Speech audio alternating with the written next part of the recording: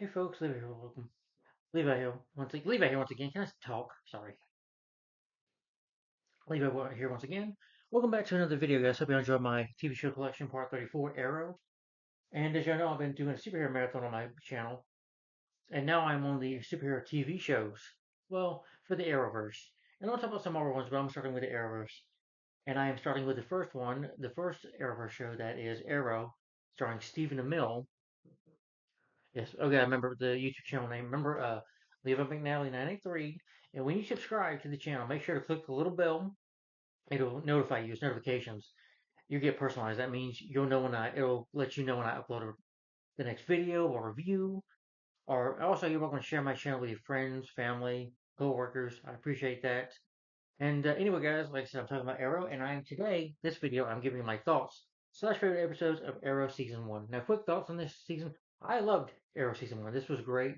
I think season two is even better. I mean, I could say I have some bit of issues, but not too much. This was a great season. Story wise, it's really good. It does pick up on the Dark Knight trilogy a little bit. Takes place after that. It's a bit the Green Arrow. He's a funny character, but here they more darker with him, which is fine with me. They changed the tone. Apparently, it worked because the show has 8 seasons. So I mean, so I guess the ratings were good when this show came out. So they accomplished what they set out to do with this show, and it created the Flash, Supergirl, DC Legends of Tomorrow. Then you had Gotham, which I think was inspired by this a little bit too. Black Lightning, Stargirl, which are not part of the Arrowverse shows, I think. Well, Black Lightning maybe, but I don't think Stargirl was, Gotham wasn't, and Superman and Lois. Probably it should be, but I don't know. It's confusing sometimes. But those shows were inspired by that. It started with Arrow and it ended with Superman and Lois. So of course we're gonna start with Arrow. And if you want to know my thoughts on the Flash, I talked about 5 seasons, and Supergirl, I talked about 4 seasons. They're on my other channel. I will share my thoughts on the. I did share my thoughts on those seasons, but I don't want to do it all over. So of course I'm gonna start with Arrow because Arrow was the beginning of Arrowverse. And again, the first season was really great. I got my favorite episodes I've written down for Arrow season one. All 23 episodes I wrote down. Yep. It's easier to do it that way for me. So anyway, guys, there's gonna be spoilers in here. So, like I said, with the series, it follows billionaire playboy Oliver Queen, who spent 5 years shipwrecked on a mysterious island called Lian Now, it's not Star City. In this show, it's called Darling City. He returns home. So basically, what the plot synopsis is of season one. If you've not seen Arrow season one or any of the other seasons, turn off the video right now because there are going to be some spoilers in here. So please, if you have not seen this show, turn the video off right now. Or right now, you can stay for the plot synopsis. So the plot of Arrow season one, sorry, is that in season one, Oliver returns to Starling City after being on the island Lian Yu for 5 years. He's reunited with his family and friends, including Tommy Merlin and Laurel Lance, his mother Myra, and his sister Thea, and her new fiance or new husband Walter. By night, though, he acts as the vigilante known as the Hood, not Green Arrow yet. The Hood, the Hood. He hunts down those listed in his father's notebook. He's trying to right his wrongs, and he's going after these people. Yeah, with that, though, he gets assistance from John Diggle and Felicity Smoke, a conspiracy known as the Undertaking that is led by Malcolm Merlin, who is aka the Dark Archer, threatens the city. So this season also features flashbacks to Oliver's first year on the island, and his struggle to survive alongside both new allies, including Slade Wilson and some foes that he has to deal with in the first season. So we see flashbacks of the 5 years ago, like back in the past when he was stuck on the island for that 1 year, dealing with Slade Wilson and meeting a woman named Shadow. We'll get more of that later, but that's the plot of season one. And Oliver, during these flashbacks, you see that he deals working with Slade Wilson. Slade Wilson teaches him how to fight. And in the season, you see him the previous 5 years later that he's doing Malcolm Monk, so he's to stop the Dark Archer, who's a pretty tough foe for him to fight. But the Undertaking is something that is planning can do a lot of damage to Starling City. It could kill a lot of people, so Oliver the Hood must stop him for good and save the city. Although the cops, the police, especially Laura's father, Quentin Lance, who's a detective, does not trust him and especially hates Oliver Queen, but doesn't like the Hood either because he's a vigilante, so he's got the cops on his back too. But yeah, it starts off really thing real good with the story. This show starts off really good. Now, I'm gonna go ahead and start talking about the episodes.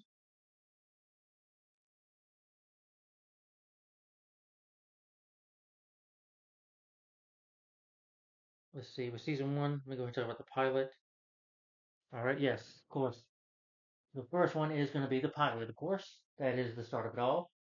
Sorry, maybe I should put my camera up here. All right. Yeah, and this is season one. In the opening of the, you have Oliver Queen. You see him like wearing his hoodie and stuff. He's on the island. Oliver's, just running and doing these. He does these pretty quick jumps on the island. He shoots an arrow for a fire, sees a boat, and you see him all. He's got the castaway beard, basically, like Tom Hanks. And you see him like, "My name is Oliver Queen. I've been stranded on this island for 5 years, and I have a list, and I'm gonna you know, get these people." His father did some wrong stuff. His father, Robert Queen, did some wrong things in his life. He did some questionable things, and Oliver has to go after these certain people on this list that are terrible, awful people. So his goal is to do that. He goes back home. Of course, the news talks about him because he's a billionaire. His family's rich, so they're all in the tabloids and the news and the press and the media and all that stuff. Oliver comes home. So they say to his sister, his mom and sister, and Megan Walter. At first, he sees Tommy. Tommy is like his good friend. His father's Malcolm Cross, but they've been friends like since they were kids. Laura is mad. She's pissed. As soon as she hears Oliver's back, she turns the TV off. She went to law school. Apparently, Oliver cheated on her with her sister Sarah, and Sarah died on the boat. Yeah, she got killed. And when Quentin hears about it, they have a lot of hatred. They're really mad at him. Oliver goes to see Laura, and he just says, "Hey, I'm sorry, it's been a while." But she doesn't want to tell him. She's like, "Oliver, you need to go to hell. Done with you." Yeah, and Tommy's like, "Well, that was a waste of time." He also refuses to talk about his time on the island. You know, he could tell right away that, that they're married. I do like the scene that when Oliver's back home, he sleeps on the floor, not on the bed, because he was on the island for 5 years. So he's kind of used to sleeping on the ground. Even when somebody asks him about how was the island being on there, I'm like, well, cold.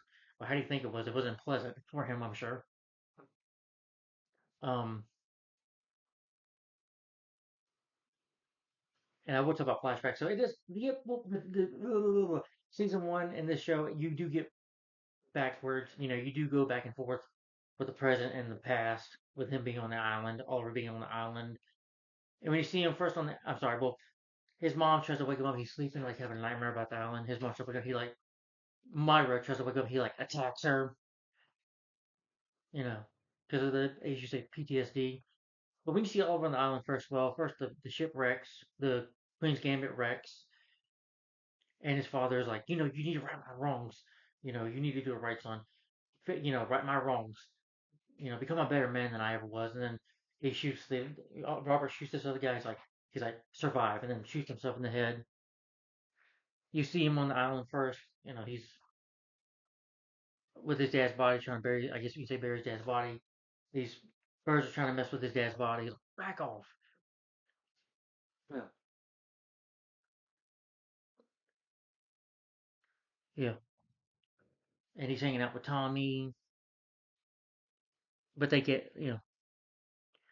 end up getting kidnapped, and they get questioned about Oliver's dad, Robert. What was Robert putting up to? They got these masks on. They pass out. They hit Tommy, pass him out. Oliver, does his fighting skills by chasing one of the bad guys, and he grabs this guy. He's like, "Sorry, I don't know what you can't. I don't want nobody to know my secret." And breaks his neck. Yeah, Oliver does kill at first. I think in the comics, the character does kill. Yeah, you say he's a superhero. Heroes don't kill. Well, Oliver does at first. He's not like the Flash or Supergirl. He doesn't have superpowers. He's just a normal guy. But the reason he can do all these jumps and kicks, you see Oliver just moving real fast. He's very athletic, and you can tell Stephen Amell, probably had to do a lot of working out. You also see the scars on his body from that, from the damages. Like I said, Oliver does try to apologize to Laura, but that doesn't work out. I'm sorry, I just go everywhere in my videos. I know. You know, Quentin Lance says that they've showed in a man in a hood. He's like, okay, well, I believe you. And he's got a bit of a tone, and Myra's like, I don't like your tone, detective. And he's like, Quentin, she just doesn't put up with Quentin's attitude. So Myra hires John Diggle. to watch him. And I liked it when he's first watching Oliver. He's like, "Mr. Queen, don't think you can be a billionaire boy and get away from me." And the next thing you know, Oliver sneaks out of the car. He shakes off Diggle. So he begins to build his lair, which is really cool. With a bow and arrow. He puts on the mask and costume for the first time. That was really cool. Again, he's not the Green Arrow you probably know from the comics. It's more like an origin story. Like I said, they were inspired by the Batman, like Christopher Nolan's Dark Knight trilogy. So he reviews this list on which his dad is on. First man is on there is named Adam Hunt.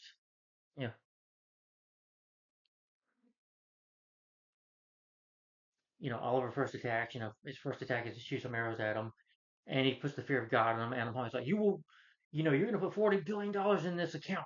He's got a voice changer as well. Where he can use a dark voice, and he just has to like, he's got the green eyes, green makeup on his eyes, but has to hide his face like this because he can't just take his hood off and know, oh, you're Oliver Queen. Yeah,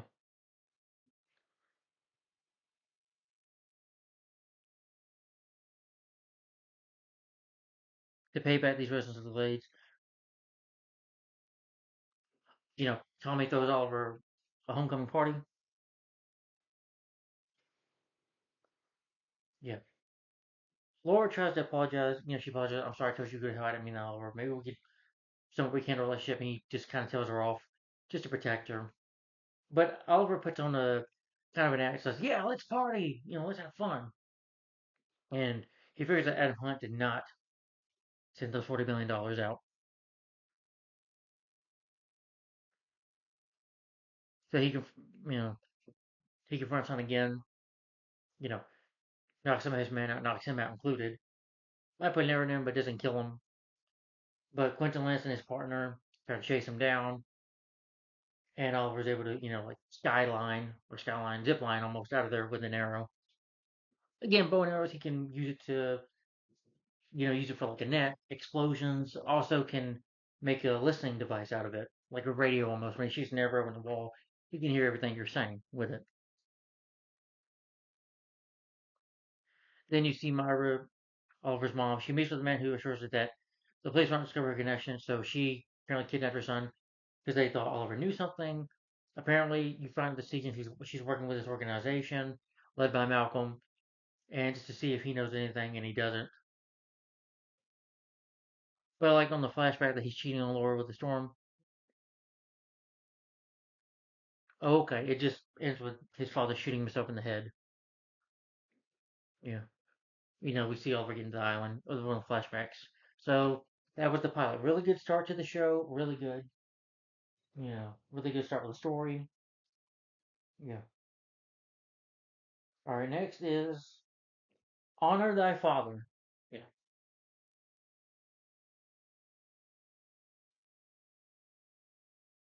Sorry, I gotta go. I know the phone's annoying y'all, but it helps me remember stuff. And again, this video might be a little long, so make sure you're eating something.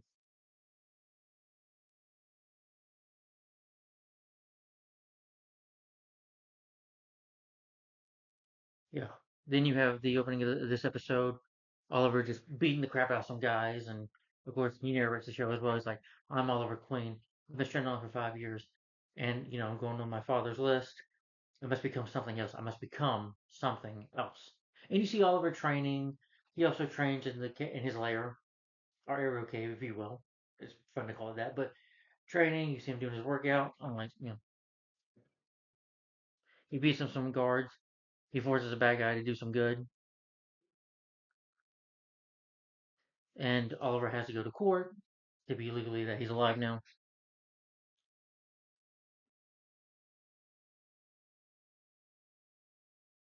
He's in the courtroom, telling that his dad died and that it was torture for him on those years of 5 years. He doesn't go into too much details about it, but Oliver tells the judge about it.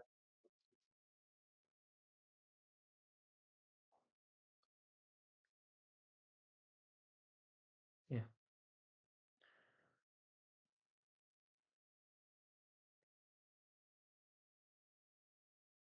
you see an angry Laura. Laurel, she's dealing with a man named Martin Summers. He's one of the guys on his list. He's doing some illegal stuff. He hired this woman named China White that works for the Chinese Trash, played Chinese Trash, I think, like Chinese mob, um, played by Kelly Hu. If you remember her from The Scorpion King, X2, X-Men United, she's in here as the China White character. Uh, Apparently, she's trying to help this woman who her father was killed by Martin Summers, but they're having a hard time proving it in court. Apparently, China White slitted her father's throat, and they're trying to prove it. But Martin Summers, has done some really bad stuff. Yeah,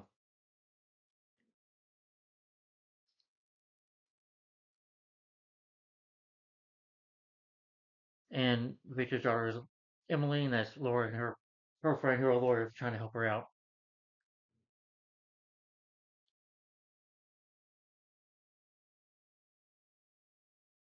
Yeah, Oliver goes up to him as the Hood, and the Hood tries to force him to confess it. He tortures him, puts the fear guy. Was like, "You will confess to that murder."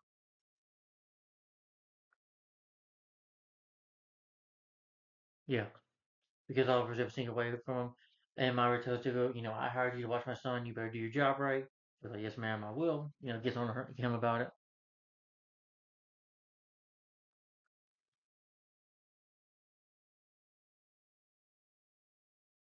and deal with him, Mr. Queen. If you ditch me one more time, I'll quit.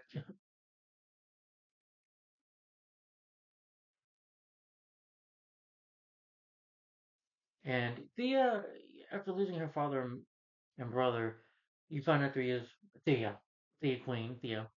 She's doing drugs, and Oliver sees her. I think it might be in this episode, the previous episode, where he takes like some drugs away from her. She's taking it's like these pills, and the way for her to deal with the pain, she, of course, being a teenager, being a teenager, someone says, "Here, take the pain off." Of course, you're a teenager, you're not thinking straight. If you're in a lot of pain or stress or something happens, somebody will say, "Hey, pop some pills." And she's like, "You don't get to judge me only," and it makes her mad. I can understand why Oliver chose to watch her. He loves his sister, of course, but I can see why Thea did the drugs because she's been through a hard time. You know, losing, anybody losing their father and brother in the same day, gotta be pretty hard when you lose a family member.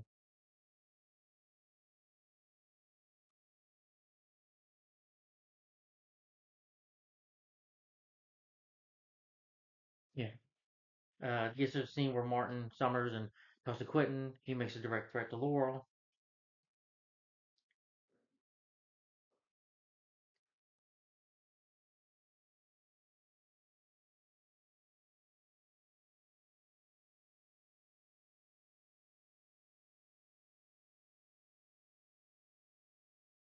They also ask Walter, they want to, name a building after his father.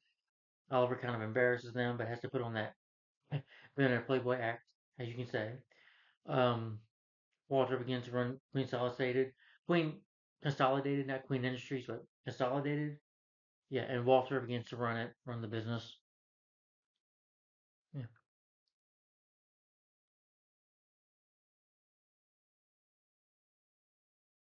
yeah. But Queen's not interested. Oliver's not interested in it though, because of his mission of what he's doing.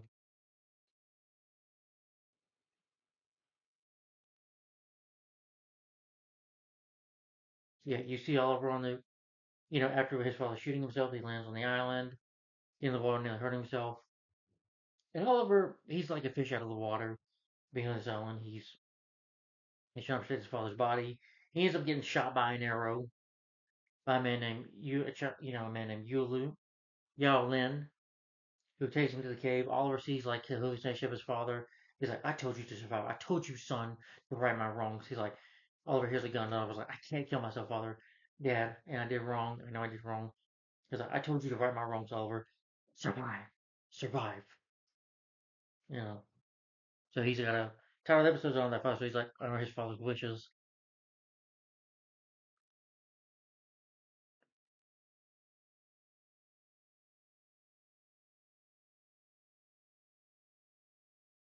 Quentin, him and Laura have some issues.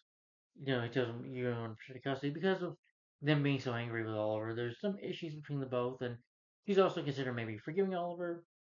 at the time, and you also find out her and Tommy are dating, but they're not telling Oliver about it, of course.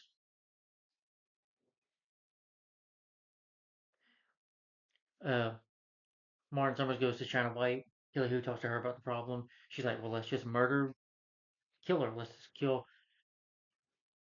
They try to kill her. Oliver does come over to her apartment. They share some ice cream. Some people try to kill them.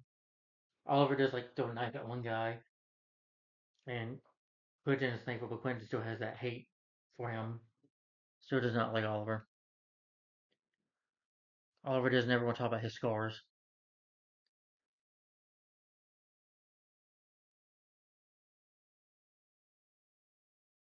And Thea also tries to talk to Oliver about his scars, but he doesn't want to talk about it. The damage that was done to him. She's like, Ollie, you gotta let somebody in. I think it was when they go to the river. It's like, Ollie, you got to let somebody in. If not me, somebody. You know, I hate to say it, but I like you better dead than you alive because I can at least talk to you here. Because Oliver's very distant toward his family, and he's very much changed.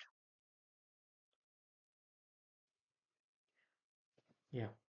And before those men attacked, Oliver is just hanging out with Lori and ice cream, talking about her father, that he blames himself mostly, that he's been drinking a lot of alcoholic and being an alcoholic and stuff. Also, John Doe saves the day as well. Yeah. He's like, that's why it's a good idea to have a bodyguard, Oliver.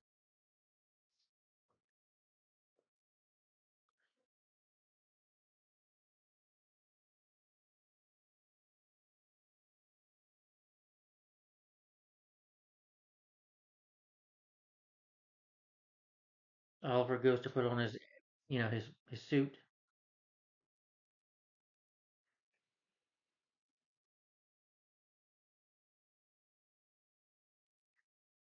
You could, he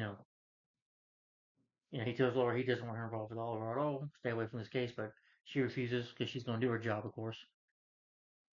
Then you cut to the Hood fighting Summers. He's able to get him to submit to it. He fights China White. I think China White. I don't think she goes there. She just escapes though. But he puts the fear of God into Myron Summers. And Myron Summers like, yeah, I did it. I committed the murder. I murdered, Emily's father, Victor. I killed him. I had him murdered. Yes. And we know this because he puts that arrow that has like a camcorder, like a radio, and Quentin hears his confession, and they're able to get. He ends up in prison for the rest of his life. You know. Yeah.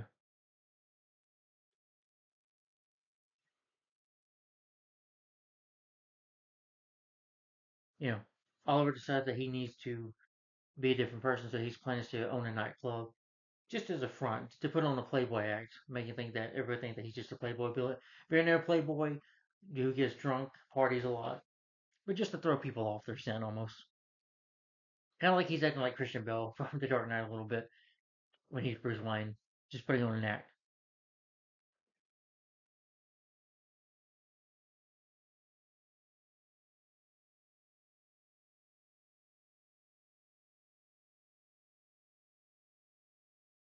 Oliver shows up drunk. They're doing this dedication for his father, named with the robber. He's like, because he's half the man his father was, and to stop asking for him to be.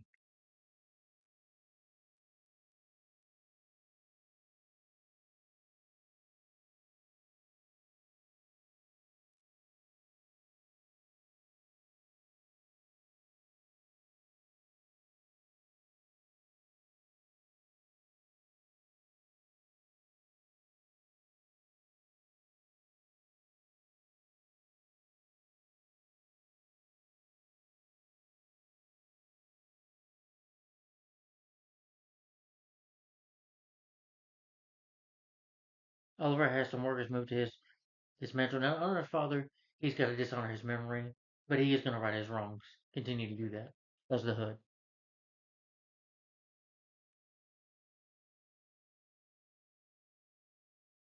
He gets hit in the shit by an arrow.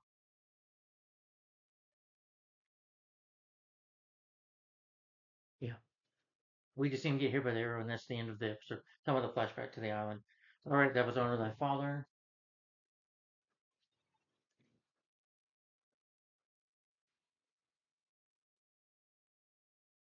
I didn't write anything in the back there. Okay.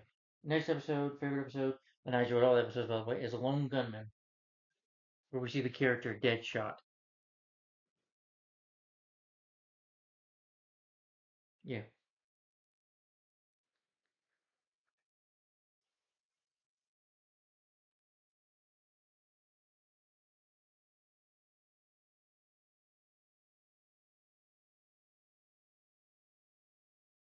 It opens up with Oliver going after another man named James Holder, but he gets killed by Deadshot. Deadshot is known as a serial killer. What I liked about Deadshot in this episode is that he's kind of like Zaz from one of the other Batman villains. He writes down the name of his victims that he kills, that he's paid to kill. But James Holder, gets killed, and then when the thing is when Deadshot shoots you, it's like a drug in there. It's like poison he puts in the bullets when he shoots his victim.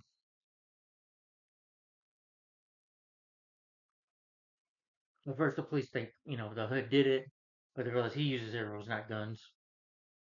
It's somebody else. Yeah, Oliver decides to build a new nightclub, talking with Tommy about it. Uh, they're gonna do this again. Use the front. It's above his hideout where he dresses up as the Hood when he goes at night. Yeah, so he only dresses up as the Hood at nighttime, but during the day he's just Oliver Queen.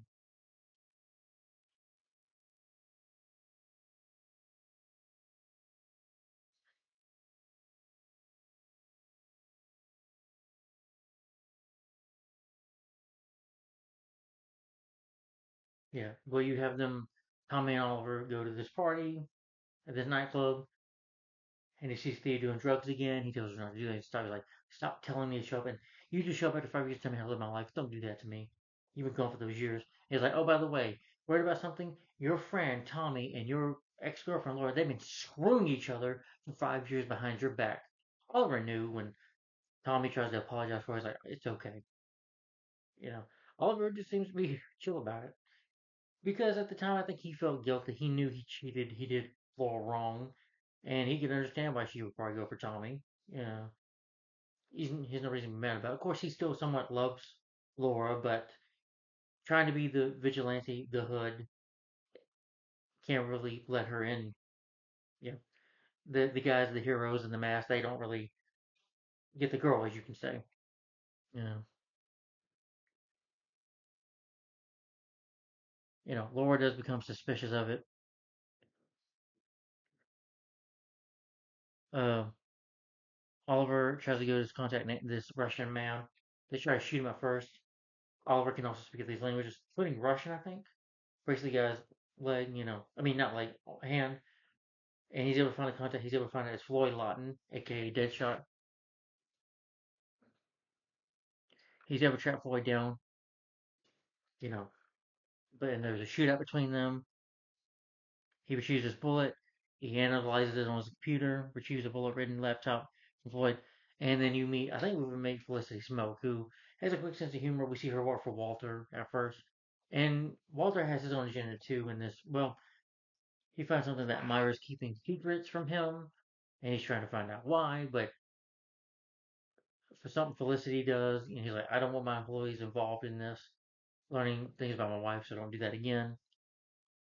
Yeah, or you will be fired. Warns her of that. But Felicity Smoke is the IT specialist with Queen Consolidated. She's able to get some information for Oliver, and it's owned by Warren Patel.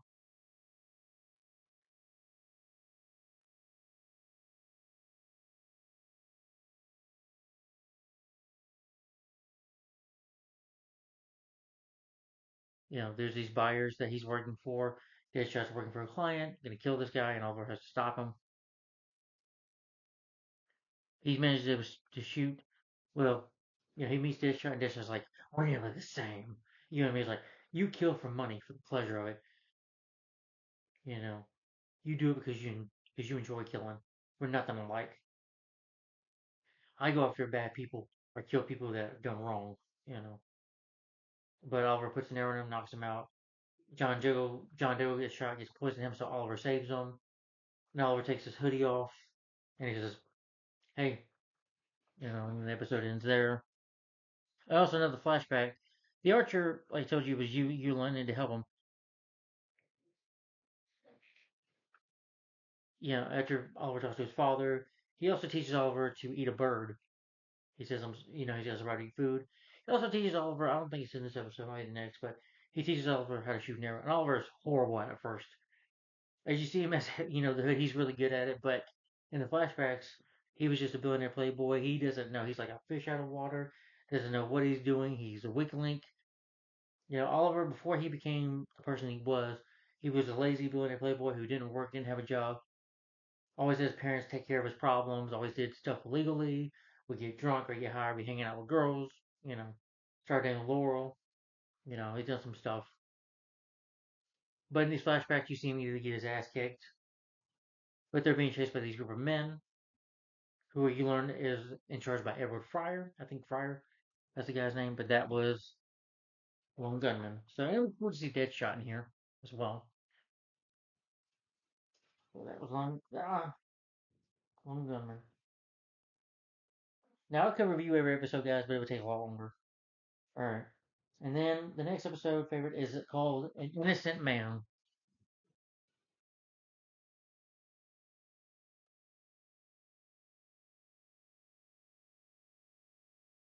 And, after this place takes episode after the last one, where we first want to know his secret identity is John Diggle. And he asks him, do you want to help out by my side? You figure that Diggle was in the military. He's like, Oliver, you're a murderer. You're a killer. I don't want to work with you. And Diggle quits.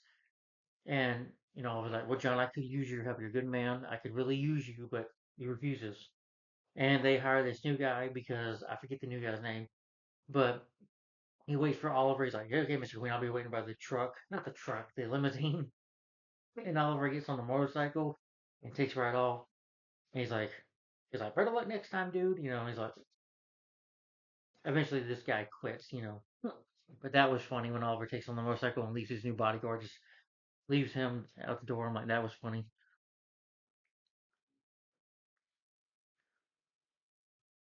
You have this death row inmate named Jason Broder.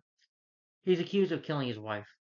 But one of the list of the men on there is named Peter Diglin, a death row inmate who was accused of killing his father. Then you have this other man, Jason Broder, one of the men on the list in the Hood persona.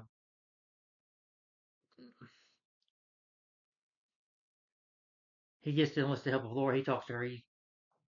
Hiding his face, changing his voice. He's got like a voice changer.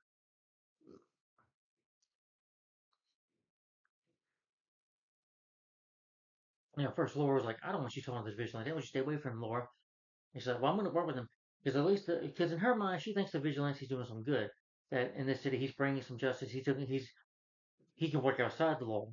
You know, But again, Quentin thinks of him as a murderer, does not trust the Hood at all. Of course, he's a cop. He's going to think that. Yeah.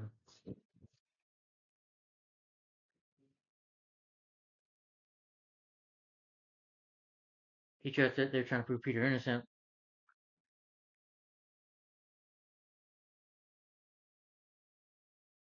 And he has this prison break going on. Laura's talking to him about trying to get him better. I mean, not trying to get him better, trying to free him, trying to find out, get evidence that his blood and stuff was on the weapon. And then meanwhile, Murder has this guy, has a bodyguard state this play, I mean, some of the security, not security, some of the inmates try to attack her. One of them tries to, I think, at least attack her or probably even rape her. But Oliver, not just with the hood, but as a guard, wears a ski mask and starts beating the shit out of the guy. She's like, whoa. And then she just sees that, okay, this guy's crazy. He's a killer. Oliver hears that, like, kind of upsets him.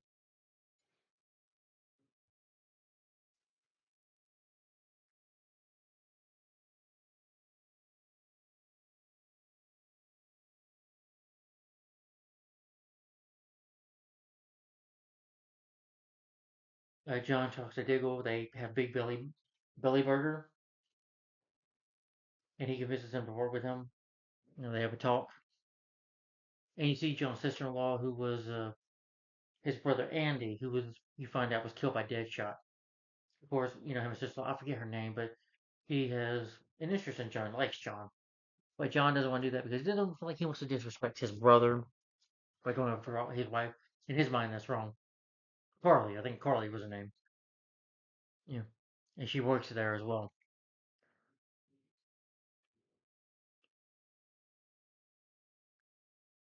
Yeah.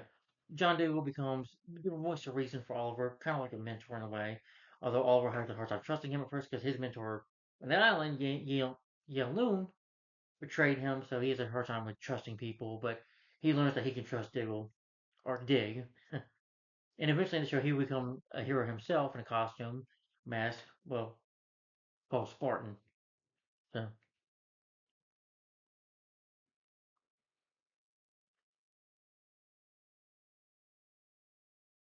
and of course John wants to, Diggle wants to go after Deadshot, who murdered his brother. He wants to get revenge. Yeah. Walter ends up discovering that Myra has been keeping the Sabotage family yacht hidden in where he goes to the warehouse. Thanks to the help of Felicity Smoke. First he didn't want Felicity help, but then he realized he would want her help. He sees that she's got the Queen's Gambit and she's been hiding it. Then you have Malcolm having a meeting with Myra, talking about this undertaking that he's planning, and said, "Is your son know anything about it?" Oliver does not. Okay, I know Robert knew about it, but we need to get our plans going here. And they realize that the people on their list is the people that are working on the undertaking, and yeah, what they're going to do about it. And the episode ends there. But it was a good episode. You know, really enjoyed it. That was an innocent man, and of course the guy, was it Peter? Yeah, Peter eventually gets back to his family, gets to see his daughter again. So that was nice having that. Laura was able to help somebody and bring some justice. All right,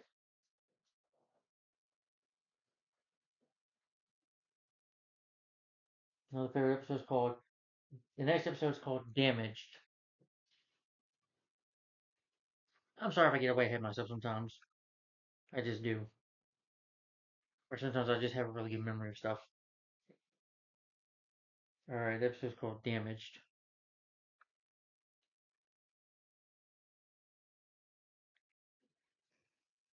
The episode starts on the island.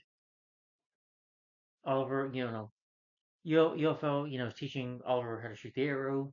Like I said, Oliver was horrible at it at first.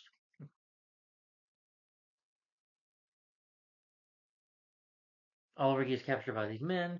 One of them is named, I think his name is Billy something. I forget the name. He's captured by Friar's men, and of course his personal right hand man, Deathstroke. Not Slade Wilson, by the way, but they kidnap Oliver.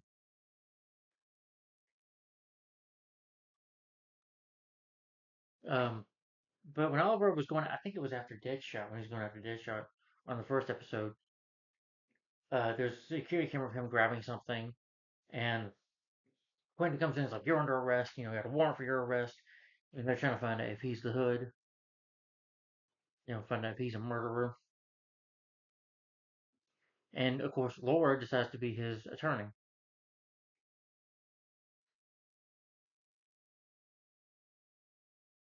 Myron and Walter, come in, demand Oliver be set free. And at first, he thinks that Oliver's the Hood. That's Oliver is. Quentin is right. But nobody else believes him because they're like, Oliver Queen, really? We're talking Oliver Queen, billionaire bitch, billionaire playboy who owns a nightclub, rich, famous guy who hooks up with women, does all this crap. He's not. It's not Oliver. Come on.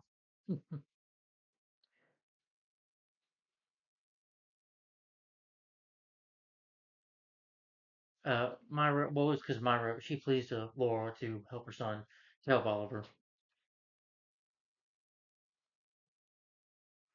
Oliver wants to represent himself, prove that he's innocent. But however, Laura shows up.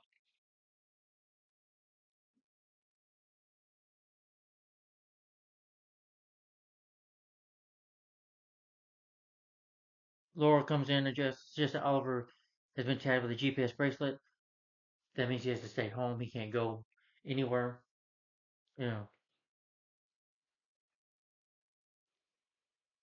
Oliver thanks her for the help.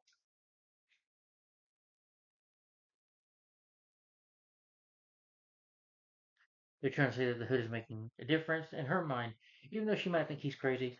To her, the hood is trying to make a difference in the city, but Oliver is not that kind of style. But of course, he has to make them think that.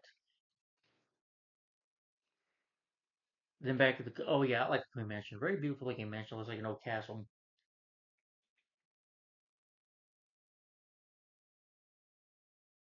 Oliver throws like a prison theme party just to let people cover. Then you have this guy come over who gives Myra flowers. Myra and Walter talk, and he's tells her about the ship, and he's thinking that she's hiding something from him, secrets. But then you see Leah trying to go in her room and make out with this guy, and nearly do this, and Oliver's like, "Get out!" I think that was before. Sorry.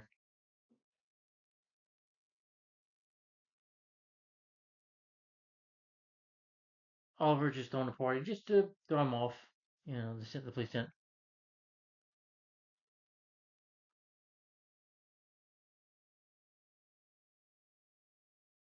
Yeah. Oliver, Laura and Quentin talk. This there's a friction between their relationship.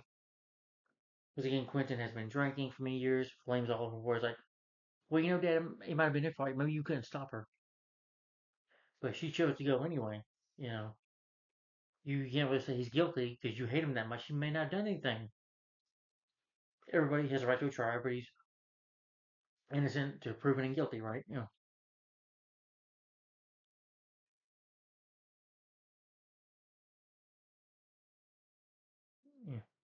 Oliver didn't kill Sarah or Quentin's wife. She's like, "You're not the only one who misses them. You're not the only one who lost someone, Dad."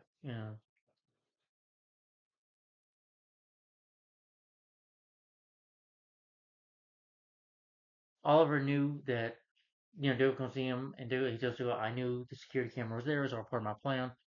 That he would eventually review the footage.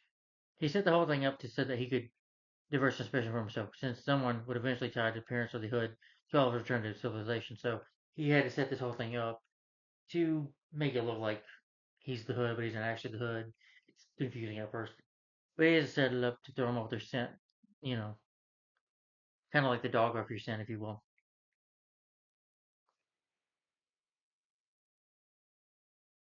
He's like, "You're putting your family through hell doing this." He's like, "I was just that the mission comes first. The mission comes first." He's like, "And you're gonna hurt your family in the process."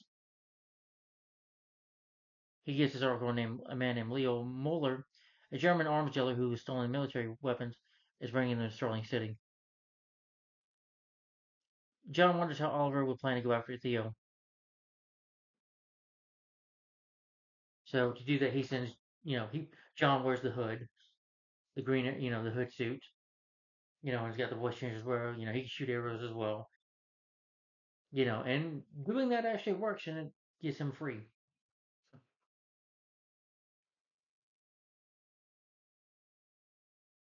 Walter ends up meeting with the head of security.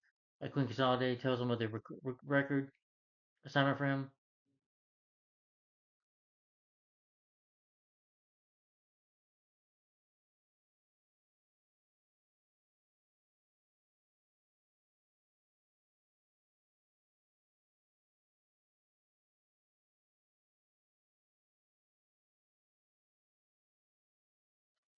At first, they wouldn't tell Oliver that he's insane, but Oliver says he's not insane, so that he's innocent. He goes to polygraph test, and they said, "Are you the hood?" He's like, "No." "Have you been shoved on 5 years? Your name Oliver Queen?" "Yes." "What's your favorite color?" All that good questions, and but Oliver flashes with. Now Oliver was able to lie, but in a polygraph test, from how you could pass it, if you stay calm and slow your heart rate down a little bit, if you stay really calm, you could pass through the line. So polygraph tests don't really prove anything. But Quentin is a pretty smart guy. Still can't prove that he's the hood, or doesn't really even know if he's the hood. But again, has that hate toward Oliver. And she's like, "You satisfied now, Dad?" He's like, "No, that's a guilty man. I know a guilty man when I see one."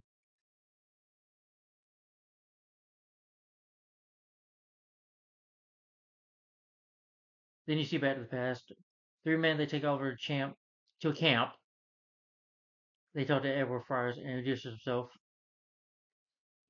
He's like, my family will pay a for your return, but Edward Friars, and just to keep him there, he's trying to find out about Yulf Lynn. He seems like a nice guy. First, like, don't make me lose my temper. You know,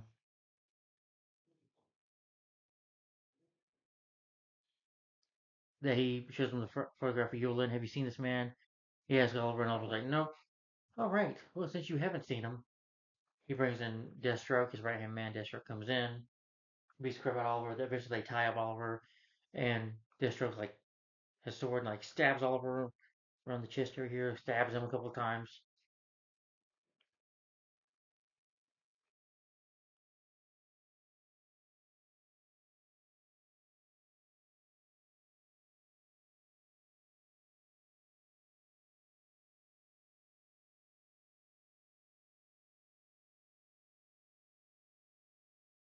Yeah.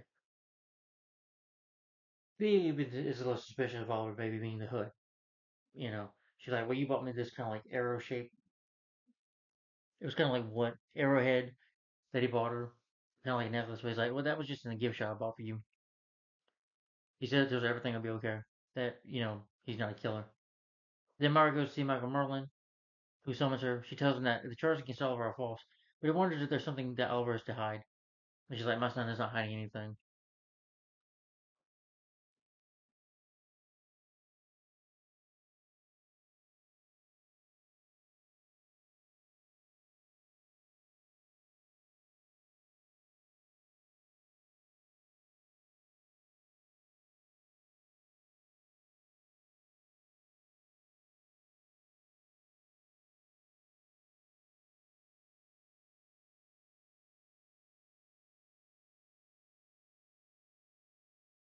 Yeah.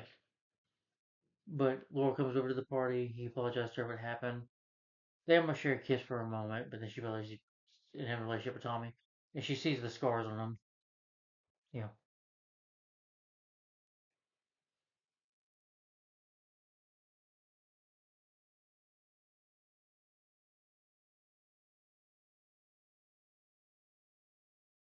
Who Film though breaks in and knocks Edward and the guard out.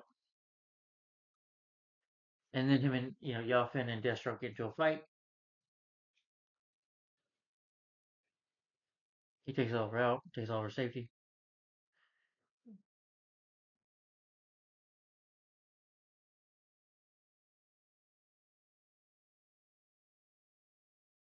Theo cuts a deal with the street gang for his weapons. Eventually, John dons the costume, I think, for the first or second time. He takes on the gang, takes them out.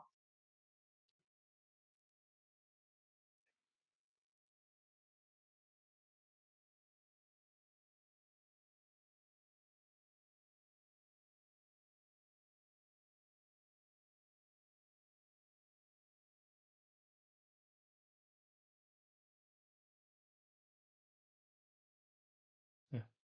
But this killer tries to come into the house.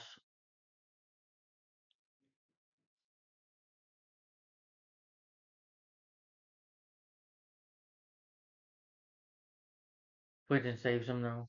He's the killer dead.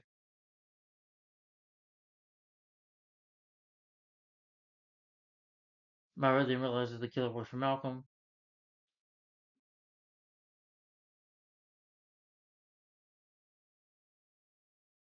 Yeah.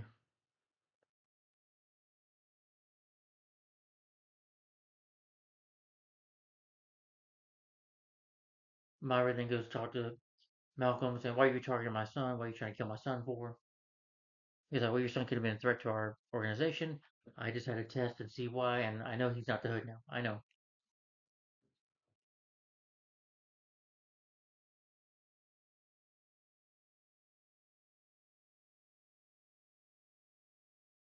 Yeah, and she even threatens and tells Merlin, she tells Malcolm, stay away from my family. I'm going to come after you instead. So stay away from my family.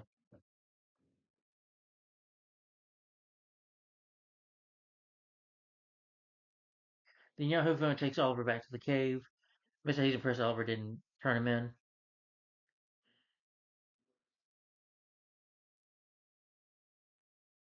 He chose to, follow follow him out, but the cave falls in. He ends up in the rock. Yeah, it's trapped in the cave.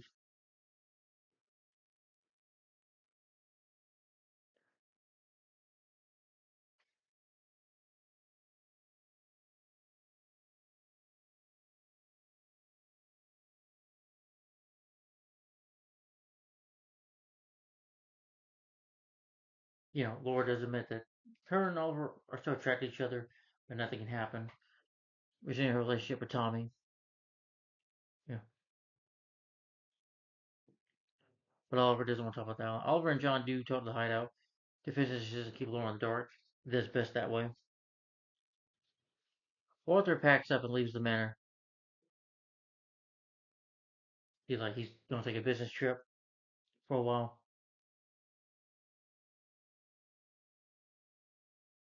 Yeah, but it's just to spend time away from her.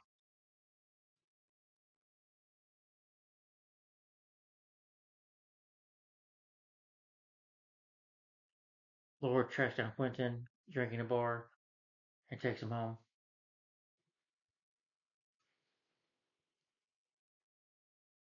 Oliver tells John, it does affect me that it hurts. I hate telling, can't tell my family and friends who I really am, but I had to protect my secret. And he dons his costume, and the cool music plays, and he's back in his suit. you know. Then he points out that Leo, he takes out Leo's man. Then he's like takes out him like you failed it, you failed it. I like when Oliver says you have failed this city, and he takes Leo out, renouncing himself as the Hood and getting that suspicion off him. Yeah, I love how Oliver set it up in the episode of just planning it. You know, all right. Then another favorite is Legacies.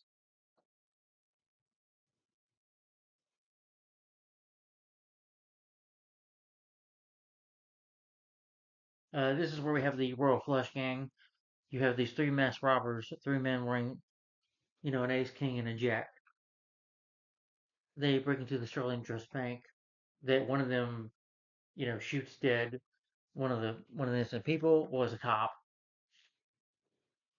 The woman that told him to do it, she's like the mother of the gang. And yeah,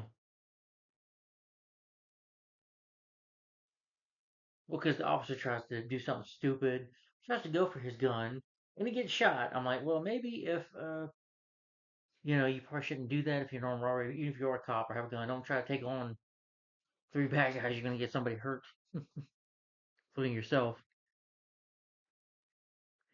But the king, the man behind the mask of the king, apparently you find out that he's been through some hard times. Well, I'll get to that a little later.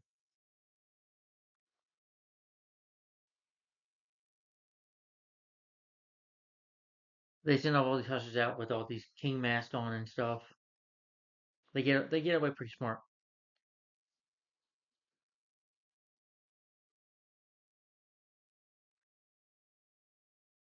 And King tells Ace that they don't kill, but Ace doesn't listen.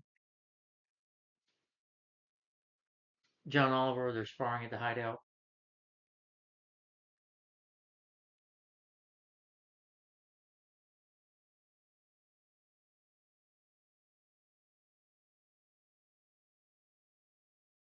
He tells him about Yu Ling, Yao Lin, who taught him how to do a pain. He does hit him pretty good. They figure about the bank robbers, and Oliver's like, I'm not a hero. I'm going after people on the list. That's my mission. Bank robbers are included. It's like, Oliver, you can make a difference in the city. You can stop these banks. Like, there's always crime in the city. I can't stop it all the time. I can't be everywhere at once. Eventually, he's able to trick Oliver, a man named Scott Morgan, who was guarded on his list. And Oliver says, well, I see Scott Morgan here. He calls Oliver up. And Oliver, like, is like, John, I don't do this. Well, he's actually talking to a woman that Oliver's going to help her out.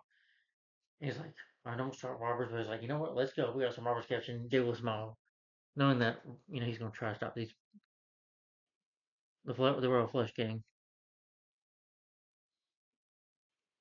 You find that Scott Morgan has been cutting power off to poor people, but John points out that which just won't be for another month.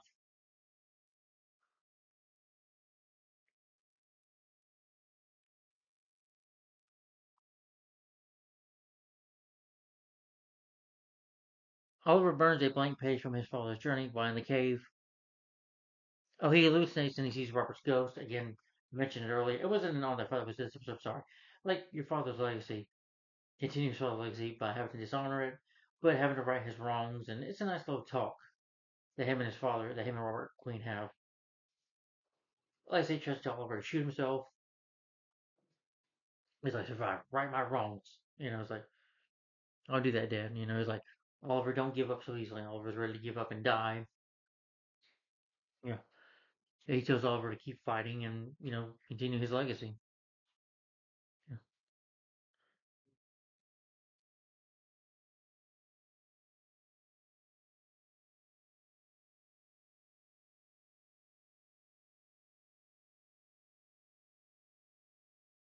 Yeah. Meanwhile, Laura and her friend Jonah find out that Static Industries is not going to give money to the firm anymore, so Tommy decides to do it. He offers to fly Laura out of town to Kill City for the weekend.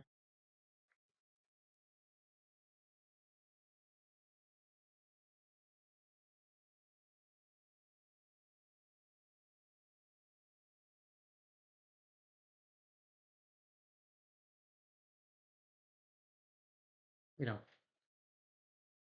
like she's been upset, but she tells them they're going to bring some people over. This one guy who you consider almost like to be perfect.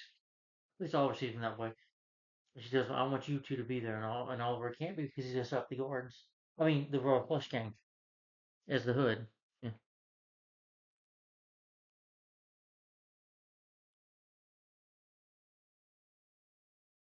They try to get out of it though, but Myra insists that they give in. John calls Oliver to tell him that,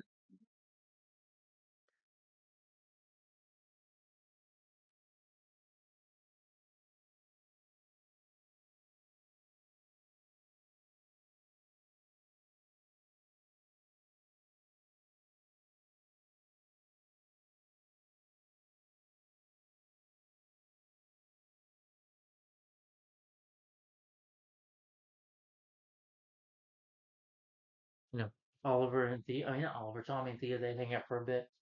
Talk about, the right thing you should do for this woman. Apparently, you find out that Thea has a bit of a crush on him, that she somewhat has a jealousy toward him. She's freaking out, bitching at him, knocks the guy down. He takes Thea home, you know, after she's getting drunk. But to him, Thea's like a sister. But by the way, you do find out they are actually. Oh, no, I'm getting ahead of myself. I'm sorry.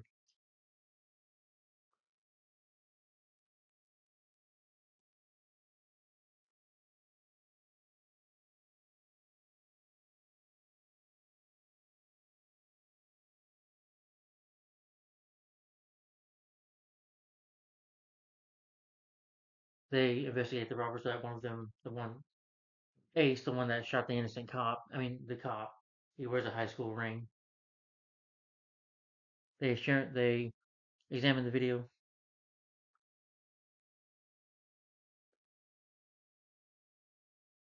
Oliver, slips into the police station wearing his hood and is able to get some evidence with photos.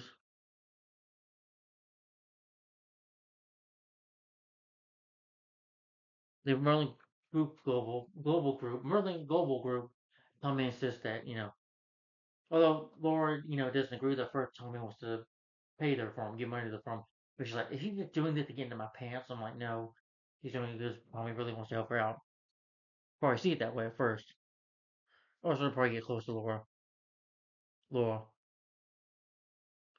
But Jonah draws her aside and says, we need to get this done. We need the money for this fundraiser.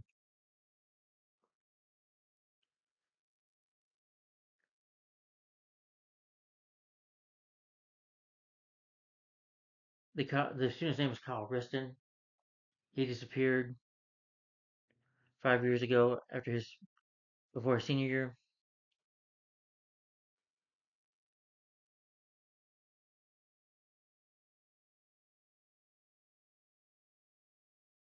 Oliver realizes he's late for the brunch, heads out.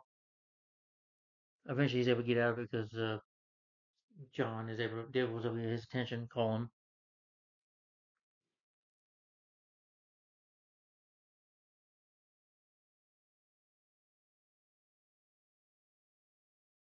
The Royal Flush Gang for another job.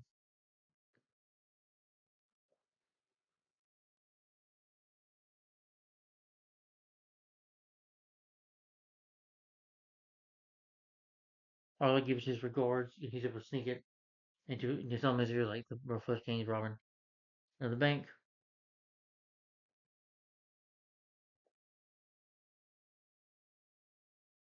Yeah. Myra comes out like, "Where are you going, John? You know, we need you here. I wanted you here." And he's like, "I'm sorry, Mom, I gotta go." He doesn't tell her why. So Derek, Kyle, and his younger brother Teddy, they escape into the sewers beneath on the bank. Kyle opens fire. Oliver shows up. The Hood shows up. You know, is able to shoot the bag away from them.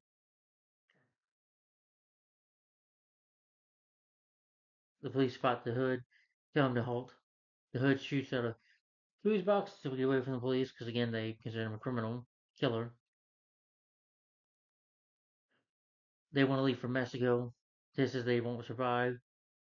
Oliver, goes talk to the man, tells him that his father had his job fired. That he had his him fired, and because of it, you know,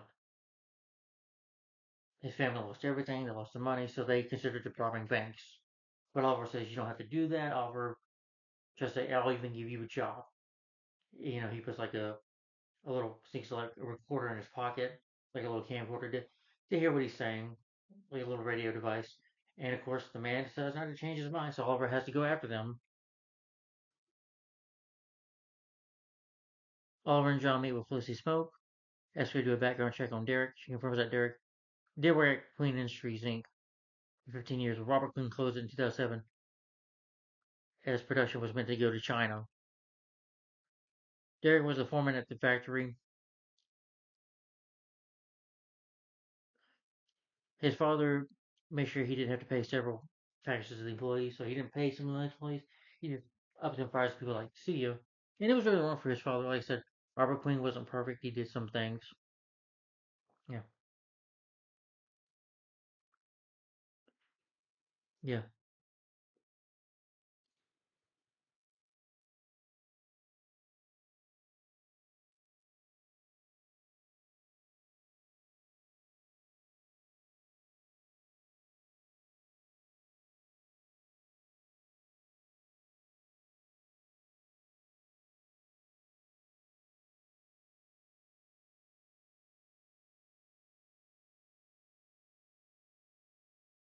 So Oliver, after listening to the radio, though, takes them down.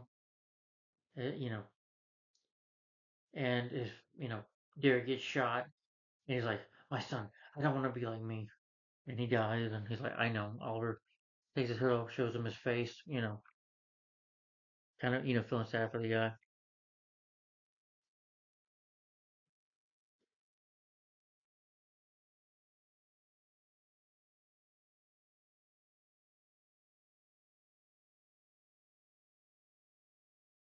Yeah. He tries to talk to Myra later, but then he just the bank robbers again, and Myra doesn't want to listen this time.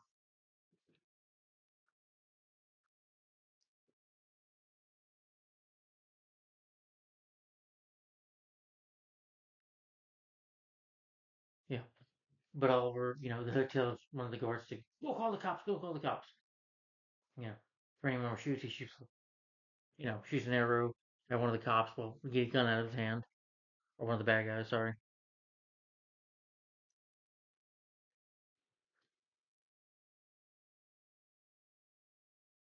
Yeah. Also, in this flashback of Oliver seeing the solution of his father, he apologized to Oliver that he does love him and sorry for his mistakes. He's like, "You can fix it, son. You can fix my legacy. You know, be a better man than I was."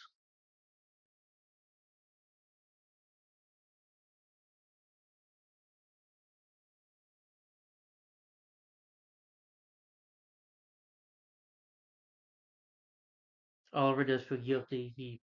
tried to help the man, Derek, but Derek didn't want to listen. Derek made his own choice, and sadly, that got his life killed because he could have chose to work for Oliver, work for Queen Consolidated again, and make some good money.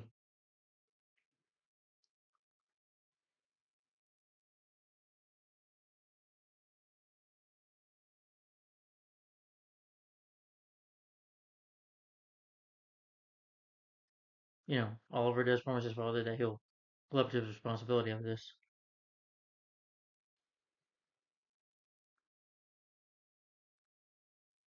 He does talk to Myra again, and Oliver's mom apologizes to him for what she said, but she's been lonely since Walter left, and yeah, he buys her dinner. They go to Carly's Burger joint, and I like, Mom, you don't have to do everything you properly, like with a fork and knife to eat a burger. Like, just eat it. You can get your hands a little dirty. And that was nice to see him just hang out with his mom. Oh, sorry. That was nice and pretty sweet that he took his mom to Billy Burger and they were hanging out again. But good episode. Yeah. All right. So that was Legacy. All right. Next episode is called Muse of Fire.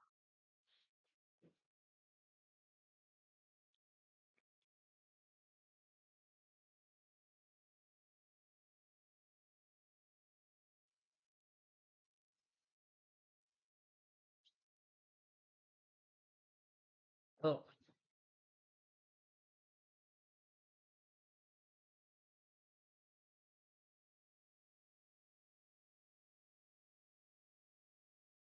Myra's at Queen Consolidated since he took off.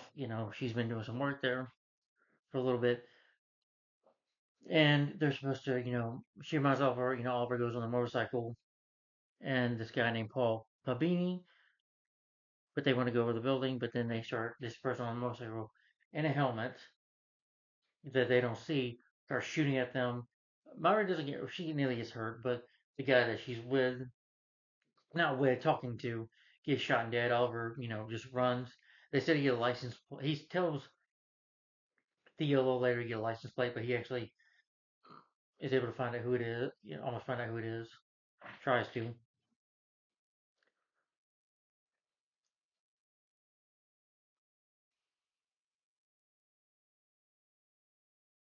Then the shooter escapes though. Myra hits her head. She's at the hospital, and Theo's like, "So you went to go get a license plate to chase him down? Why?" He had a good reason. Quentin and his partner, though, Lucas Hilton, arrive at the hospital. They tell him that he wants his mother to get some security, but Quentin doesn't think it's necessary since she's not mom connected and tells him that Paul was the target.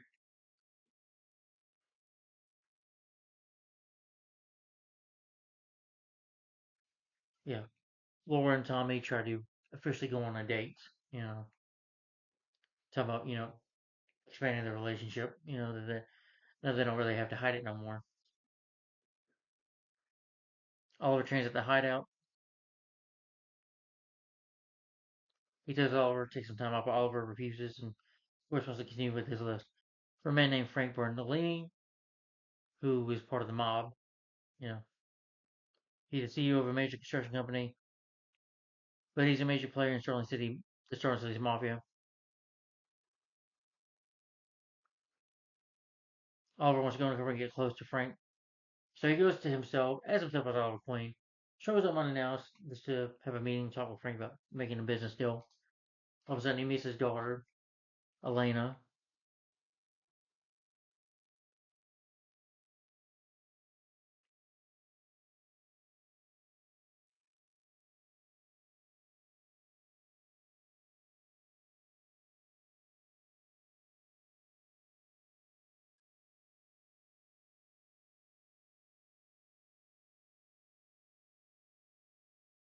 but, you know, Thea wants to go out and party, do the drugs or whatever, but Oliver tells her you need to stay home, so she just stays home with her mom and watch TV. It was a nice mother-daughter moment.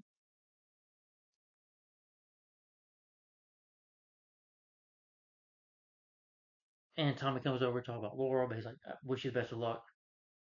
Like Oliver's fine with it. Then, they go to the estate. They meet Nick Salvatore, who was like his right hand man.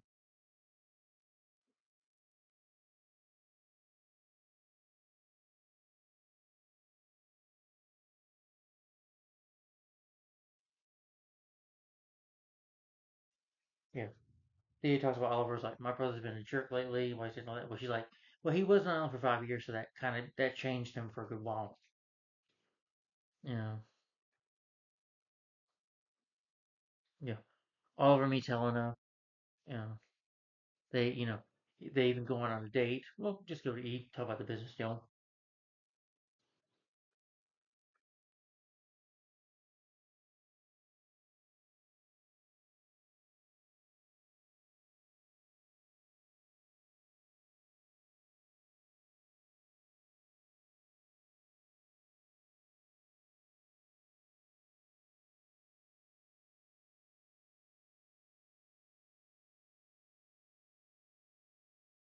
Uh, Frank and Nick, they go to meet with China White, serving as they say that they're not responsible for the attacks on the people. But Frank errantly, errantly promises that if they don't stop now, I'll be coming for you. Nick asks his boss what the Chinese tribe will be having beginning coming after them. Basically, what Helena is trying to do, she's the shooter.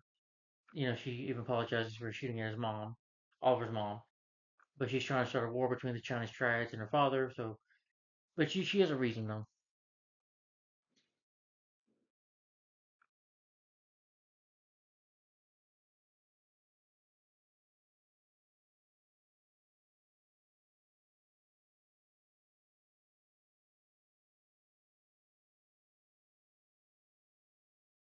And yeah, she asks Oliver about the island.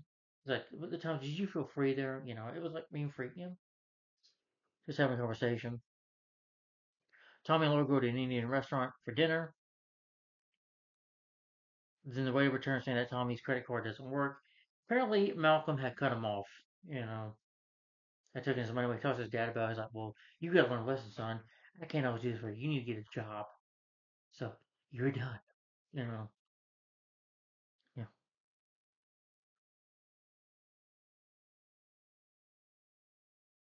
Oliver comments on that her husband, that Elena was married, well, fiance, like I said, somebody who she loved.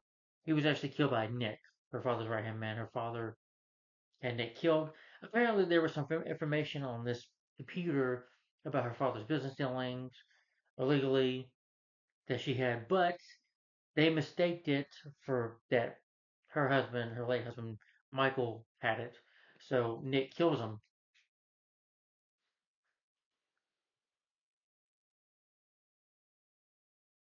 Then Malcolm drops by in a bedroom to see Mara.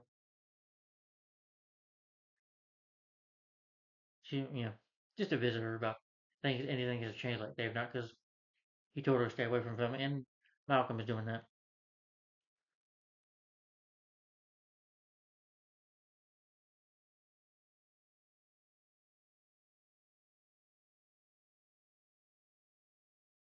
But then another night is that the shooter comes to attack. There's about to be a fight happening. The hood shows up. Elena shows up as, well, you can see the hunter's just wearing the helmet right now, the motorcycle helmet, and they fight. He, takes the mask off, and she sees his face too, knowing that Oliver is the hood. They show up to thought the criminals.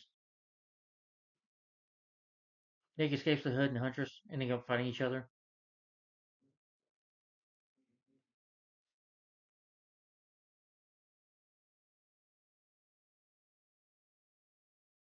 Yeah. John isn't, he tells Oliver, John, you're falling for this girl. You know, John says that to Oliver. Like I said, he's the voice of reason. Says, Oliver, you shouldn't fall for her. She's a killer. I know you killed some, but Oliver, she's murdering people, innocent people. She's crazy. So you should definitely turn around or stay away from her. Loading to,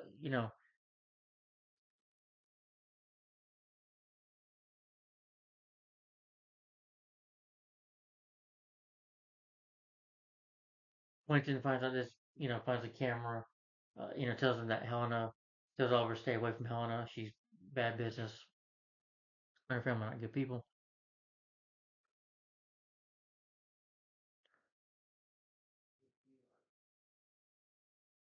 Oliver follows Helena to Michael's grave. They have a talk. He's like, "You don't have to get revenge. I can show you that there's another way."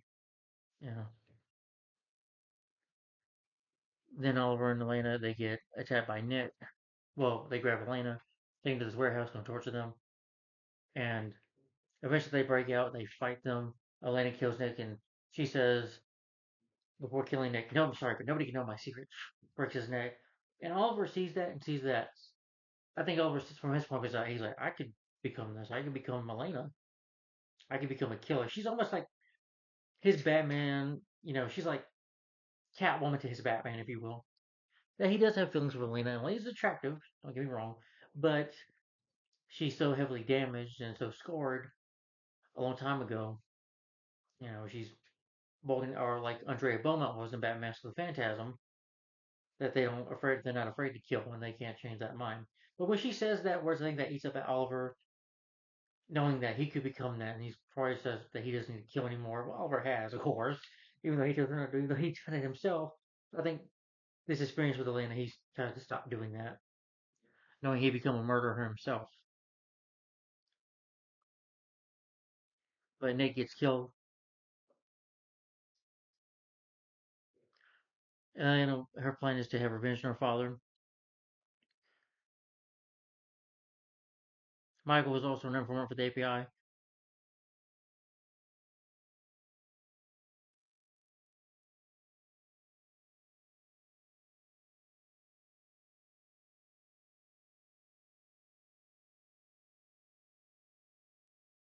Tommy goes to Laura, tells about what happened with his father, that he lost his apartment. He's gonna move out.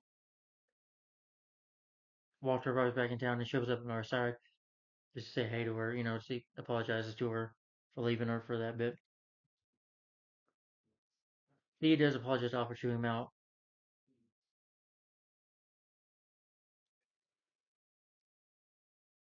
Oliver sneaks into Elena's apartment.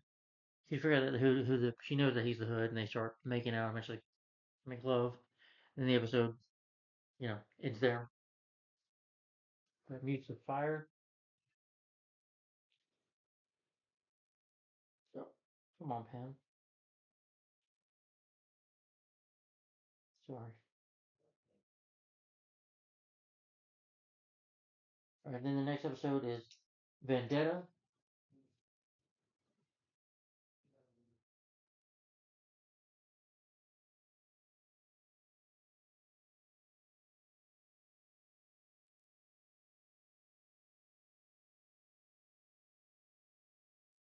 We see the next episode of her sleeping in bed with Oliver. She wakes up to get a lead on China White. Kelly who does come back, a few times, and I think in future seasons she comes back, and she tries to shoot, you know, get a gun and shoot her, but Oliver stops her, and China White and her crew escape. And she's like, "Oliver, why'd you do that?" And he's like, "Don't do this. This isn't right. There's another way to do this, Elena. We don't have to kill him. I was like, if you do this, you're gonna start a war. A lot of innocent people. You gotta think of people who you're hurting." She agrees to dinner with him to try and convince her to change her ways of justice. He's like, "Well, sometimes revenge is justice. They're not the same, though."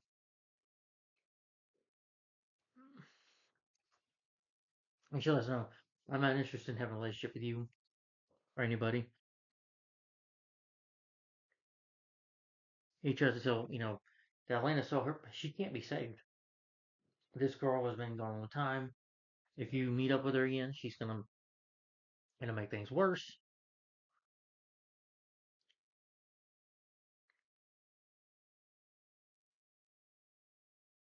Walter and Myra have a heartfelt conversation. She tells him that she's still the one he fell in love with and married. Walter wants Myra him to be completely honest with her at all times. Yeah. Thea, who's happy to see him, asks for a ride to school, and Walter's happy to do it. Oliver visits the family again. He brings her to the grave of Sarah Lance and what happened and why he became the Hood, and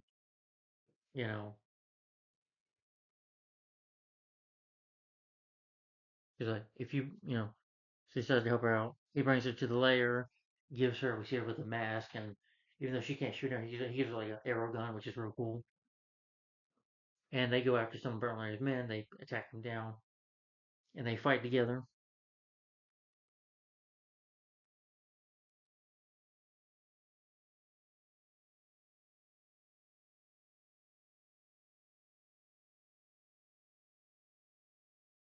You know, and Laura tells Thomas, tries to convince him, once you ask Oliver for a job, but he does have a jealousy toward his friend. He's like, well, I want to be Oliver's charity case. But ask him for a job at the nightclub. Maybe you could be a manager there. There's an opening for that. Why don't you do that, Tommy? Make some money. You know.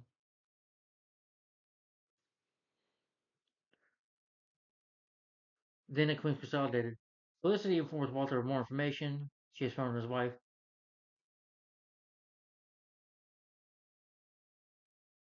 He also threatens to either fire Felicity or suspend her.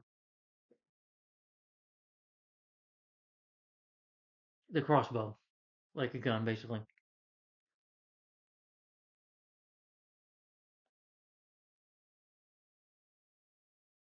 They go up to this drug dealer named Anthony Venice.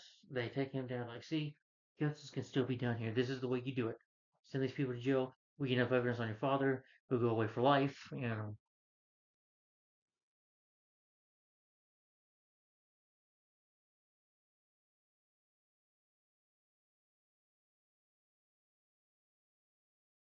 Yeah.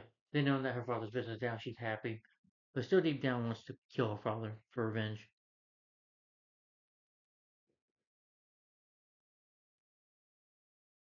Walter, still eats at him for what Felicity said to him. So he's still trying to look up information about his wife, about Myra. He finds this box hidden in their grandfather's clock. It's like a journal, much like Robert's, the list. Because Felicity's like, just turn the lights off. He puts these glasses on, these night goggles on, and he's able to see the people with his name on this list. Tommy and Oliver, Tommy and Laurel are waiting for a table, but they can't get it.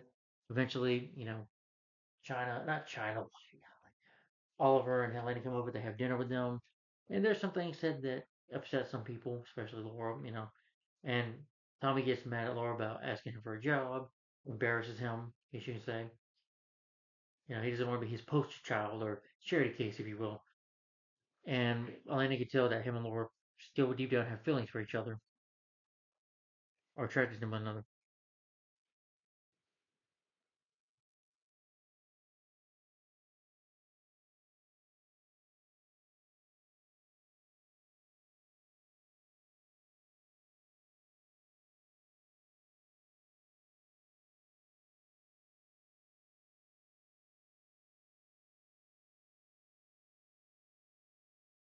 You know, Later though, Tommy does go to Laura and apologize, and they make up.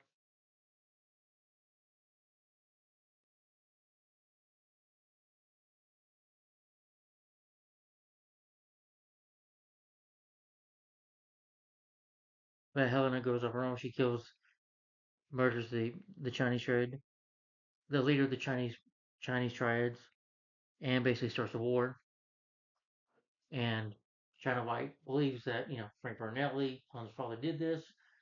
So like leave nobody alive. She starts like stabbing some people. Oliver comes over the hood. Helena chases him down, and she comes close to killing her father. So Oliver stops her. And of course, he ends up in jail though.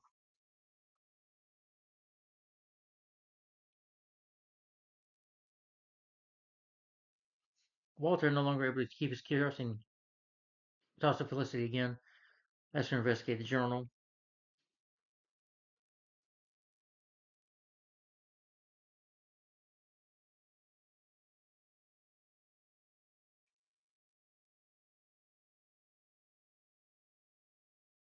He's ungrateful though for what Oliver did.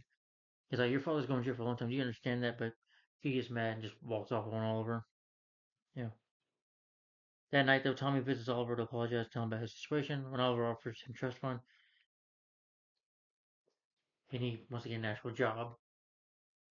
Yeah. But with Elena, she just walks away from Oliver. still intending to kill her father eventually in some way. But that was Vendetta. And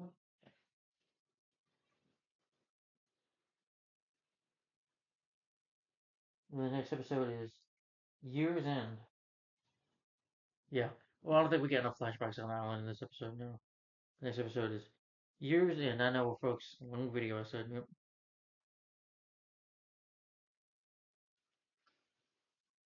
At the beginning, you see Adam Hunt, who was the man that Oliver was first on Oliver's list, who he made, transfer $40 billion. Apparently, you have this Archer. Well, the Dark Archer, if you will, we call him. That is actually Malcolm Merlin in disguise. Puts like 3 arrows in him, kills him,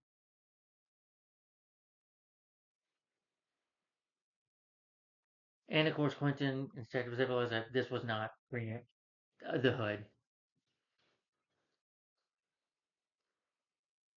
Oliver and John spar in the cave. They find out Oliver has really thrown himself into his vigilante, works into the breakup with Helena. Having taken down 3 of the men in a single week.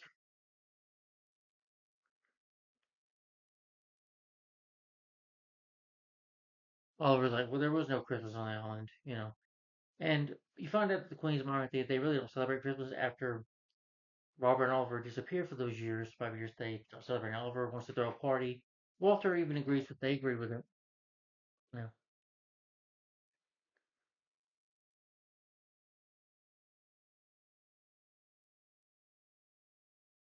that Robert would put Christmas trees in every room of the manor. He's like, you take a break. Then you have a flashback where Ye Fu, can't say his name right, unleashes the cave and spurs that Oliver's still alive. Leaves Oliver a jug of water and Rabbit for food. And he tells him that the man was named Eric Friars. Oliver starts fought to gain revenge on the man who tortured him. He tells them that there's more vulnerable to stay alive, so they can use his private plane to return. That they're going to try to get this plane that Friars knows about, so that they, get Oliver home.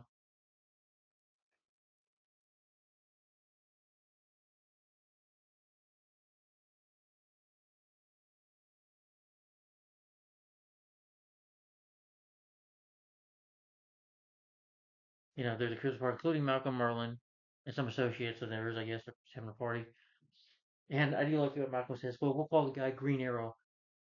There's also another episode where Oliver says, it's billionaires, we like to go out and fight crime or whatever, something like that, reference to Batman. But when he tells Oliver, not the Hood, but Green Arrow, and Oliver's like, lame. So that was funny.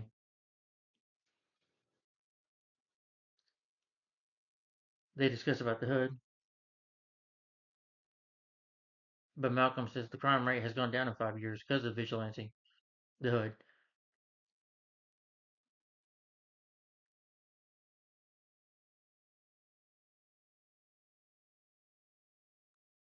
Then he gets interrupted.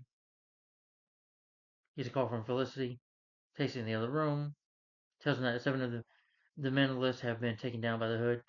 Walter's not surprised by this, but Felicity gets attention by that Dr. Doug Miller, the head of the Applied Sciences Consolidated, is on the list.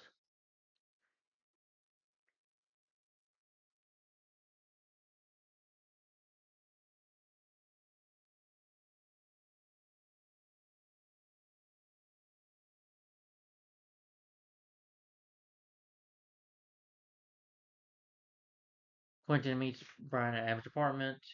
They talk about the vigilante, even though Oliver the Hood is listening.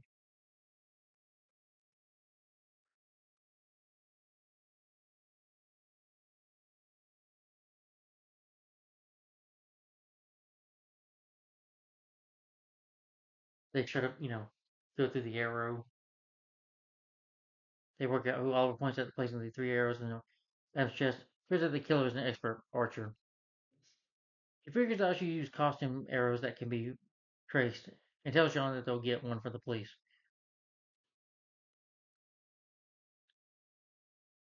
Quentin receives a disposable cell phone sent to him by the Hood. It's like, you're a psychopath. He's like, well, we can help each other. I can help you. I can work outside the law. And he still does not trust him. And he tells him, I didn't kill Adam. Then he's good at he wants to track down the real killer. It's just that he can't go. The police can't go. And eventually he agrees with it. But Oliver warns him that the killer will likely strike again and instructs him to call the number if he changes his mind. Walter ends up calling Dr. Doug. The security rigged him. Doug claims that he was no idea the vigilante would come for him.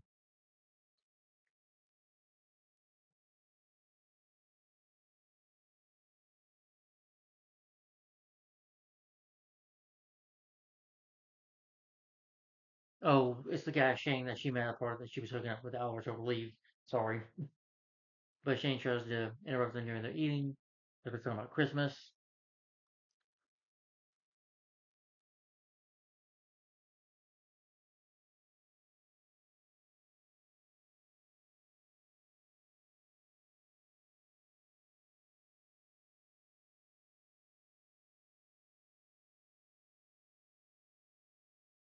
Back to the island though. Yelfin leads Edward and Oliver through the forest because he captures Edward Fryer. And Oliver trusts him. Like, I still set you free. I was like, shut up, I don't want to listen to you. And eventually Fryer's like, you think I would let you capture me so easily? So his men show up, beat the crap out of them, capture them.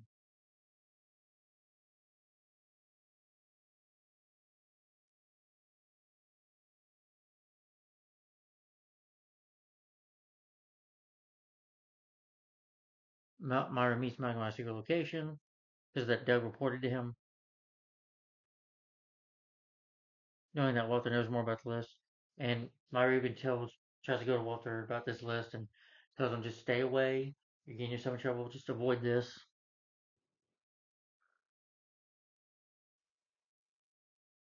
But Malcolm says to the PowerPoint, like, your family keeps messing with me. Her family isn't following him.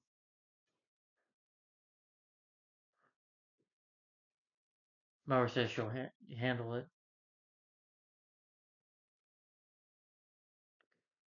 Dark Archer kills a man named Nelson. He kills a man again.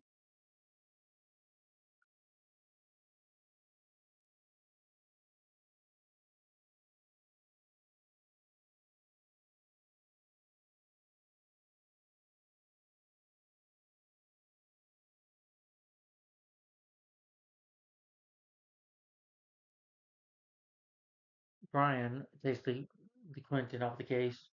While Quentin goes back to the station, consideration, Quentin calls Oliver and tells him that he left one of the big arrows of the healing vent. Goes after that he'll go after the Dark Archer, copycat or not. Oliver records the Black Arrow and goes over it with John. It's a custom job, and that Dark Archer is trying to call Oliver out. Oliver takes the arrow to Queen Cassandra and asks closely. She can confirm it. She does so and shows that the company is called Zeotrax. I can't say it right. The same as Archer in the Solid Calendar. When Laura comes home, she finds her father listening to Brian's post statement on the news. Laura reminds Tommy that she wanted him to be with her father on Christmas. Laura refuses, and Tommy gives her a Christmas present and leaves. Whitney complains about how Tommy and Oliver are selfish, and Laura stays away from both of them. But it's enough for herself and Quentin, which was a nice gift for Tommy to give them. Oliver dons his hood costume. A single black arrow is rammed in the chair as Oliver examines it.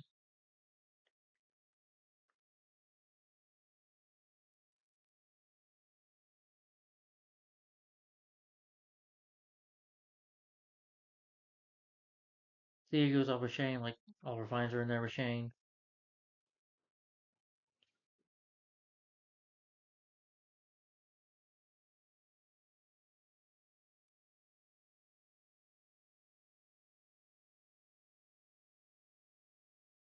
Discovers she's in.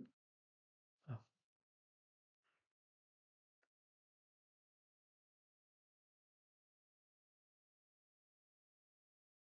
they discover that the Dark Archer has kidnapped some people.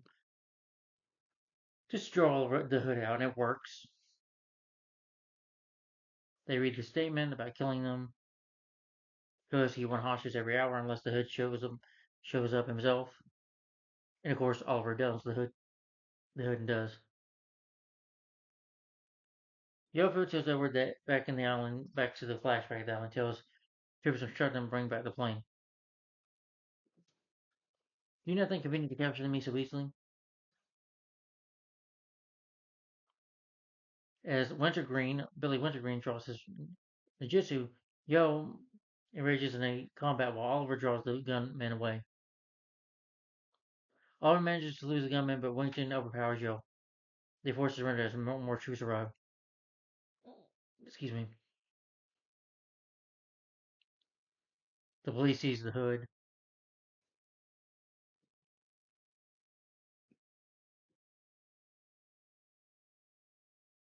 The Dark Archer, and the hood finally meet up. And he says to Oliver, who find out who's better than you? And they start fighting, start shooting at each other.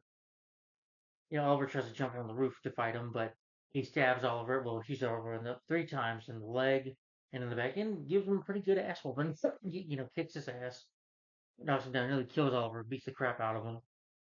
And then Dark Archer goes away after that, and it means he likes to take off the mask. It's Malcolm Merlin behind the mask. Yeah, he tries to unmask him, but the hood stabs him in the leg. One of his arrowheads. They're like one of his sides. Grabs it, stabs him before he can unmask him. Oliver tries to radio John for help. Oliver wakes up, so he's in the hospital at John's side. John explains that he cleaned up the evidence. The and Myra arrive, and John tells him that Oliver was it was a motorcycle accident, just an excuse.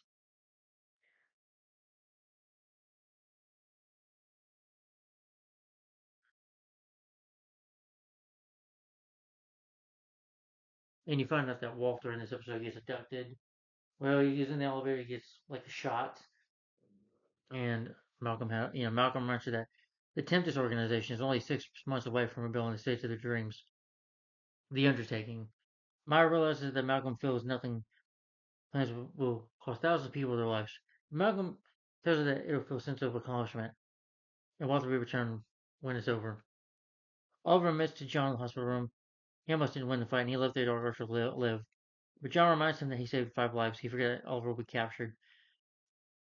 But Oliver believes that the author of the list is the true threat and revolves to find him. The Dark Archer, of course, is back on Merlin, but he doesn't know that yet. Yeah. So anyway, that was years in.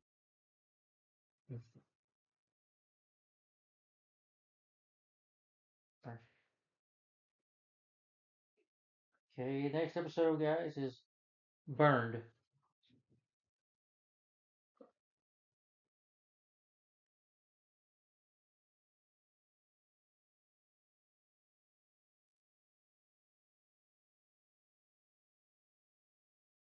It opens up with a huge fire happening in the beginning of the episode. Person dresses as a firefighter, and he's gonna help this firefighter, but he sprays him on fire. This is when we have the character Firefly. He goes up in flames. It's been 6 weeks since Walter's kidnapping, and John tells Oliver there is no update. They both realize that he's likely dead. John wants them to get back to work on the names of the list, but Oliver thinks his family should be his priority. We get a flashback to that when Oliver, playing as Yo Feng, begins to fight the masked man. He turns back and sees Yo knocked down, carried away. Then we get back to the present day. Quentin stops by seeing in with Fire Chief Rains. Tells that her Jonah that her brother died. Jonah, Joanna, she is her law firm partner at the law firm as they work cases together, and she's upset and wants to find out who killed her brother. Oliver tries to cheer his mother up best he can, but she's upset and heartbroken about Oliver about Walter being gone.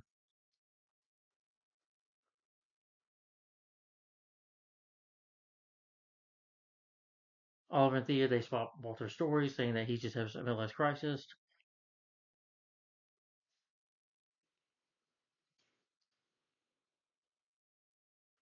And Jonah, she believes that her brother was murdered. She shows evidence that the way he died doesn't fit with the circumstances of the blaze. So Laura takes the evidence to her father when his suit was burned rather than the fire being fought. Quentin wants to leave with the fire department, the fire chief. Marshall. Quentin had the phone he got from the hood analyzed, but it's a dead end. So Laura snags and says, I need your help. She gets visited by the hood. He like turns the lights off. Does the dark voice. With the hood on, hiding his face. And tells her that, that he'll look into Danny's case. Oliver tells John about the contact with Laura. Tommy wants to throw a fundraiser party for the fire department. Oliver's impressed with his best friend's new attitude. Jonah's still working, and Laura wants her to take home some time off. So Quentin confronts her about the hood's phone. He's like, give me the phone. Honey, I almost told him, give me the phone. Myra gets pressured by Queen Consolidated to run it, to be the CEO, until he comes back. But she refuses. She wants to stay at home. She doesn't want to hang out with anybody. She just wants to be at home during these 6 weeks. John has found a pickup truck he thinks links to the fire desk. Oliver pauses where John tells him he's time for the food. Time for the hood. We see in a flashback Oliver's haunted by a masked man with a weapon. Seems to be trapped. The hood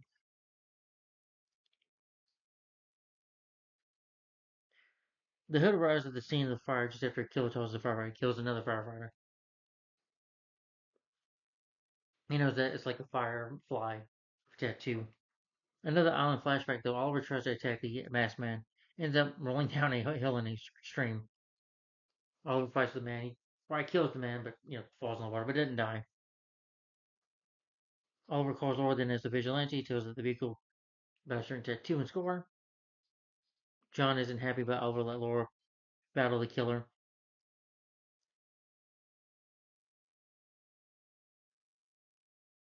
And Oliver kind of refuses at first. He says that the Dark Archer, he got to your head. He messed with your head. Or let's put some fear into Oliver at least.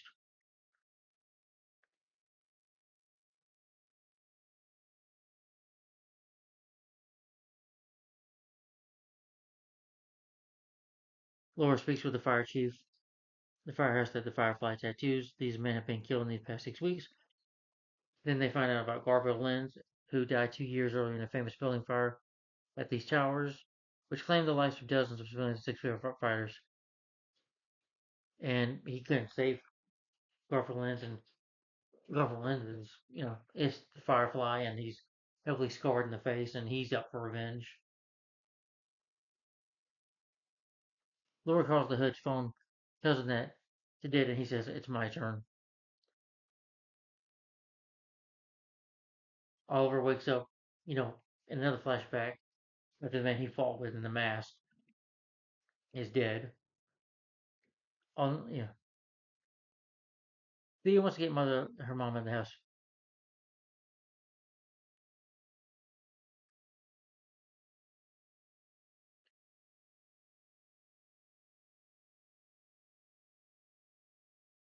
Yeah.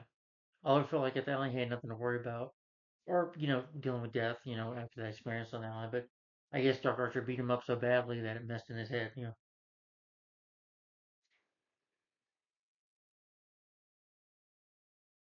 They try to talk to Chief Rains about the fire. He says it wasn't the worst he'd ever seen.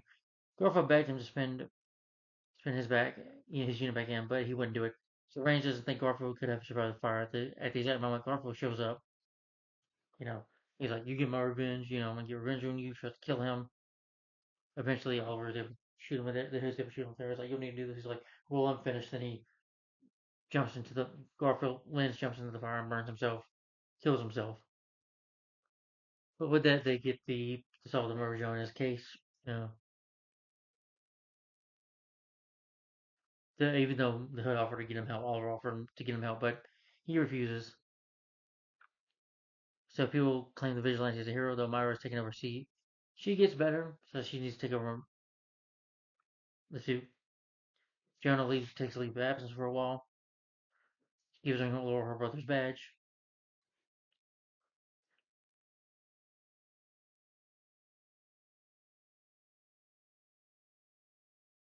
And then, you know, Quentin gives her back the phone saying, "You talk to vigilante, maybe he can help out and stuff." But he actually planted a bug in the phone. So then, as soon as she starts the vigilante, he'll come and attack. It's like And he's like, Lieutenant, doing that to your own daughter, that's pretty cold, man. Oh, that's stone cold. So the next thing is real that, Quentin planned it. Then back on the island, Oliver has disguised himself with the gear of the masked man, finds a key and a map. Oliver tells John it's time to return to the list. So Oliver's able to, put on a mask and fool some of these guys. I'm gonna go to the bathroom real quick, guys. Oh, sorry. I have to go to the restroom.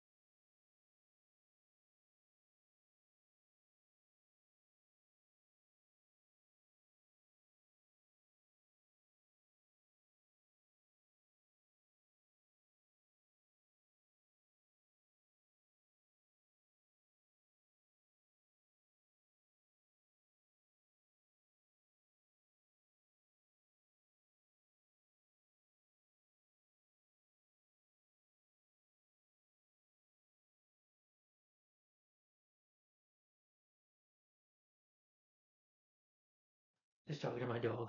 Sorry. Guys, if you want, you can kind of skip next to this part. Okay, that was burned. Sorry, guys, I had to go to the restroom. We're getting there. We got a few more of those still. No more than just a few. But next episode is Trust but Verify. Again, I enjoyed all these episodes. Hope you guys enjoyed the video. I'm sorry that's long. Again, me going to the restroom. You could skip half of that part. Trust but Verify.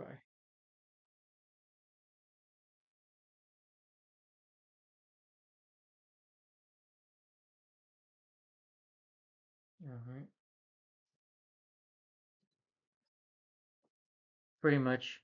With this episode beginning, John Dougal gets shocked because Oliver's next target is Ted Gaynor, who, he was an army buddy of his.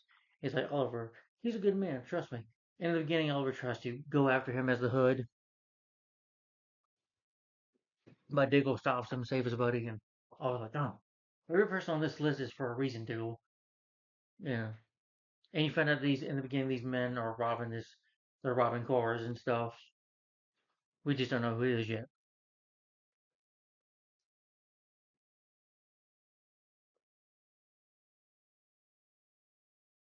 It's this Black Squad protection group that Ted works for. While confronting Ted, John intervenes and Oliver is forced to improve a quick escape.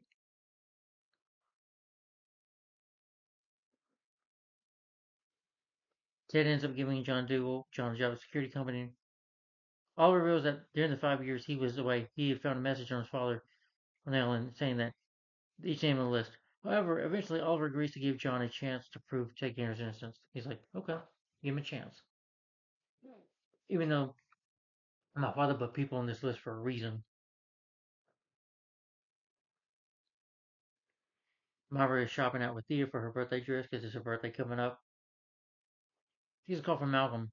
Merlin agrees to stop Carl Berlin from going against Malcolm and plans change for proof of Walter's life. She shows a picture. He shows her a picture that Walter's still alive.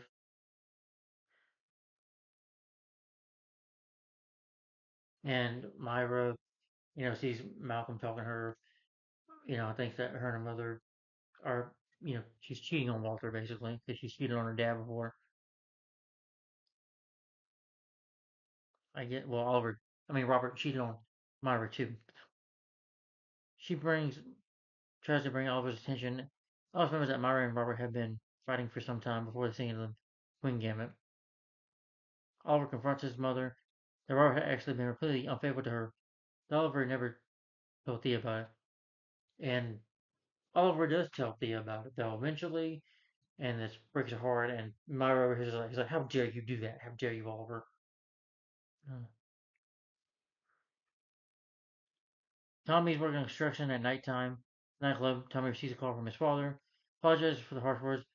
He wants to have Laura and his Laura, you know, that well, since his mom died, the relationship is very complicated.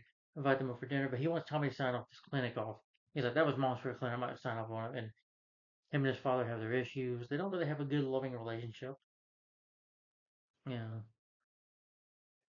and even Laura thinks of him as a jerk.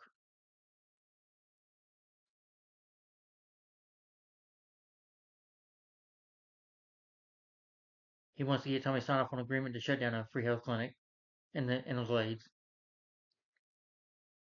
Tommy refuses and storms out. Ollie gives the drive to Felicity, claiming that it's for a scavenger hunt.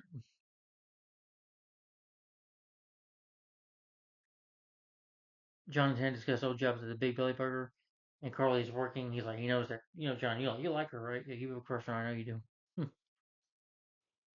Then he's introduced to Paul Knox, a former soldier, but not someone who he get along with. Felicity cracks the drive and finds information about truck robberies. She forwards this information to Oliver, who says that he'll hand it over to the police to hang it up. However, though, he winds up disrupting one of the robberies and Hood personally seriously, wounding at one of them. Oliver obtains a disguise in the flashbacks, goes back to Yahoo.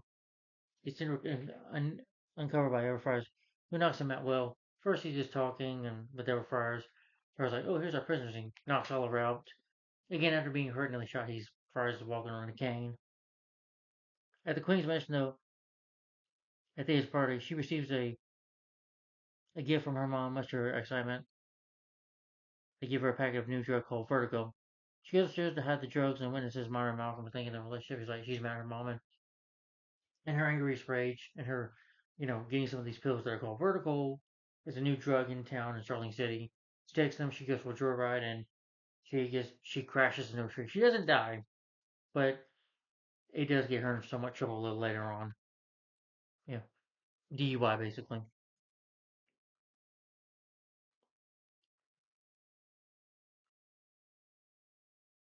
Well, before she turns out, she tells her mom was like, she tells her mom, "You should have died instead of dad." Oliver meets John at the party. Learns all that Ted could have not been responsible for the attack.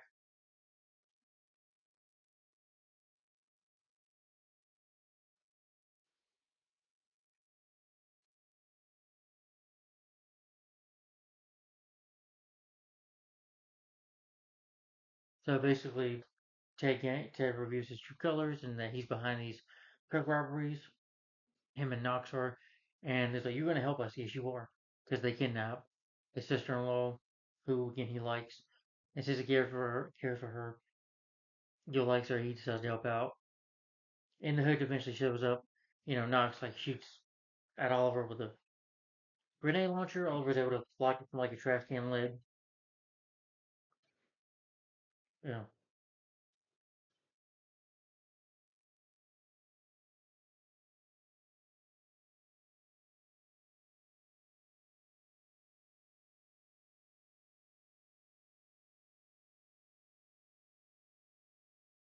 yeah.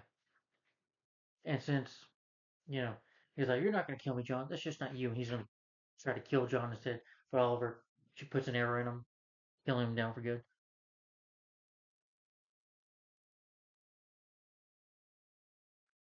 Oliver and Myra go to visit Thea in the hospital.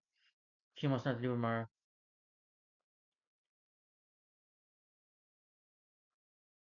They arrest Thea for driving under the influence, as she had taken the entire packet Vertigo. Then, final flashback, Edward tells Oliver that the men were black, black gloves, black these items, not items, that they wear this equipment so they can hear if their eye are seen.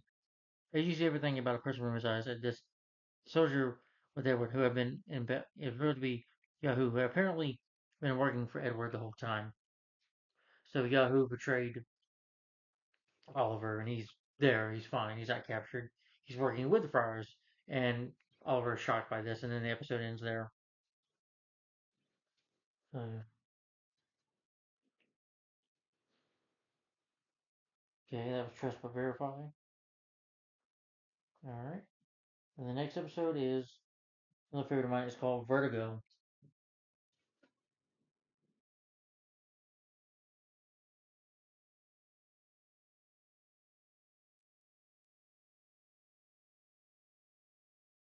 Then it opens up with the hood chasing a drug dealer. Oliver's mad and tries to find out who did this to his sister. And Oliver's like, "Tell me who owns the hood." He's like, "All right, it's the Count. We call him the Count." And he shoots him up in the air. Well, the guy tries to climb up to the building, but the hood stops him. Oliver questions him and scares the crap out of him. And he tells him who the Count is. Oliver tells John of the mission to find the Count. John reminds him that Thea's hearing is incoming in a few hours. She's like, "Would you rather have you be out there fighting, or you be there?" And Thea goes to court. She doesn't get jailed. Thankfully, Laura helps out, becomes the lawyer again. She helps out, and Thea has to spend 500 hours of community service and 2 years of probation. She doesn't want to take the deal first, but she really has no choice here. It's either go to jail for a good time. You know,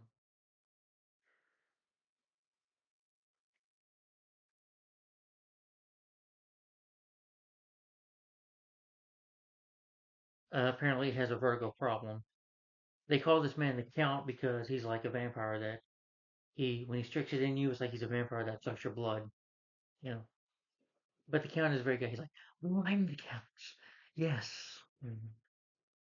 He's got that strange looking voice. Although the Count was a pretty good villain. Back in the mansion, though, this attorney gets to work on that pill, but warns him she might deserve jail time. You know, Mara, she still accuses her mother of, Mara's like, "Stop it," and they get into this argument. Oliver then flashes back to the island where he's locked with Lana. He pleads Yao Feng to free him. That he returns for the man.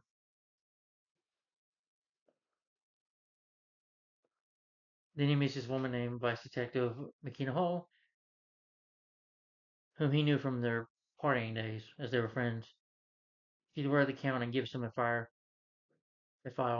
asks him to let the police handle the situation, and he's like, "Okay."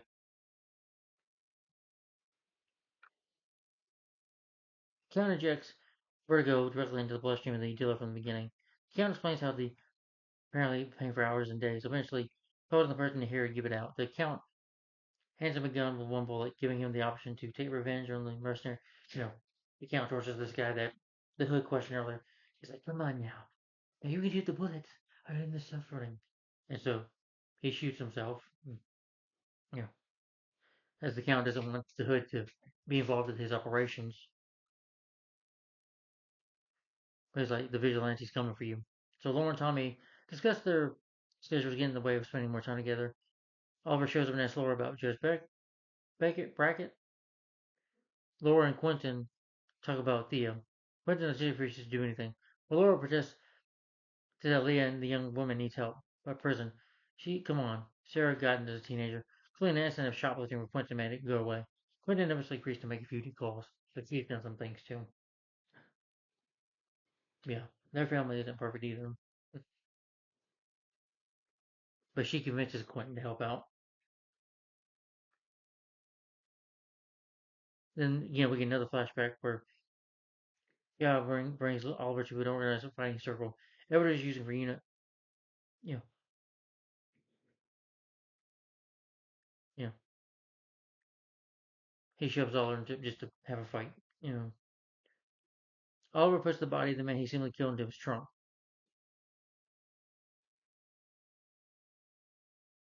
Well, apparently Oliver, that Russian man he's supposed to meet again, he brings John Dig this time, and he pretends to kill the guy, but apparently he's really alive. And I just like it when he did this move that he learned from Yao Fing.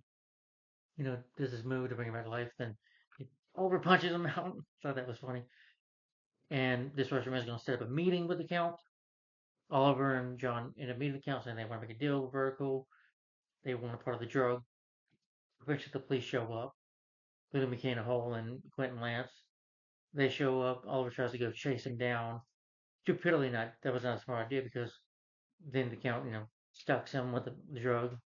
Oliver's passed out for a while, just hallucinating a little bit.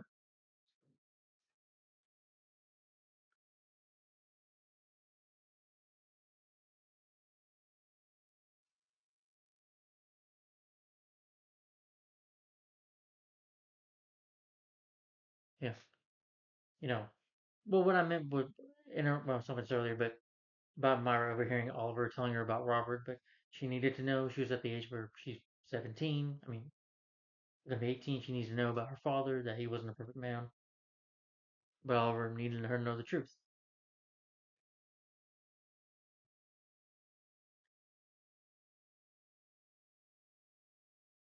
He gets these Lian Yu herbs from the Lian Yu to help him get better. Oliver calls his fight with Yelpy and beats him severely, then uses pressure to fake his own death. And he throws Oliver the water. He gives Oliver like this map and pushes him in the water. Yeah. Quentin and McKenna pay Oliver a visit. She saw him fleeing the scene. Oliver trusts that he tried to buy the count off in his failed attempt to see his face. Colonel was that they spot Oliver another deal, he'll be arrested.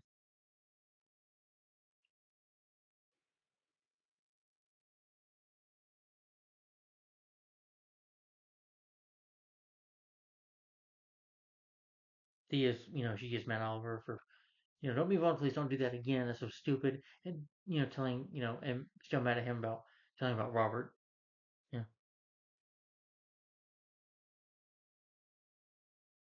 Thea interrupts though and asks Mara why she keeps secret from her. She's like, well, you're old enough now. She explains that she wanted to preserve her daughter's positive memory of her father, whatever Robert's flaws. He truly loved Thea, and Mara never wanted her to doubt that. So they typically apologize. Oliver watches they candle and they give each other a sweet mother and daughter moment. During another flashback, we see Yelfing dump Oliver into the river, like I mentioned before. Yeah. John and Oliver arrive at Quinn Conditional. His daughter Felicity Smoke, claiming it's an energy drink by his friend Kevin for hangovers.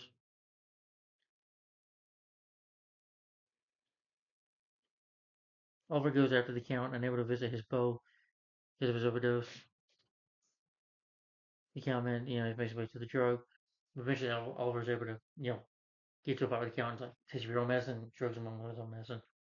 And this makes the Count, he gets arrested. He ends up in a crazy asylum, just, goes crazy.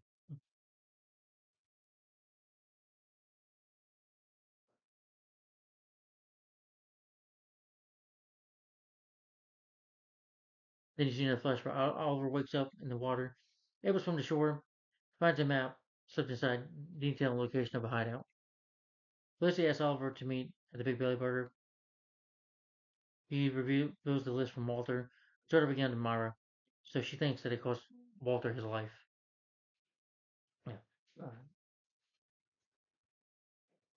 That was Vertigo. Come on, Pam.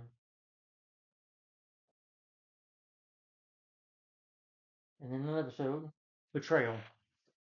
Yeah.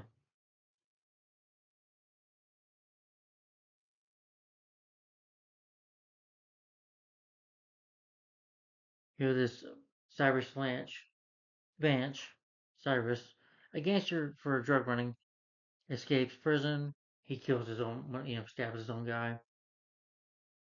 He's released from Iron Heights prison, and with his girlfriend Vivian, they pick him up. They visit his lawyer. Cyrus accuses of his lawyer betraying him to trial, so he kills him. So they assist the vigilante taking down Frank Vernelli and China White and the Huntress, murdering Suzanne. It can be, Oliver shows John Diggle the note that he got from Felicity Smoke. That Myra would have a couple of Robert's list. He's like, well, your mom knew about Oliver. She was behind this too. She was on this list. She's maybe done some things Oliver wants to deny. Of course, it's his mother. He doesn't want to believe it. You know, it's, that she's involved in Walter's disappearance, but Oliver doesn't want to believe it. Then we get the opening of Leonew using the map stolen from the mercenary camp. Oliver comes upon the remains of a drowning oil plane, and so he's attacked by a man. That man is Slade Wilson. You know, Oliver tells him that UFO sent him. Quentin and his commanding officer Frank Pike are arguing over Quentin's change of assignment, catching the hood. But Pike knows that the vigilante has done a lot of good memories. He's like, so you can't go after him. You have to do not, work another case.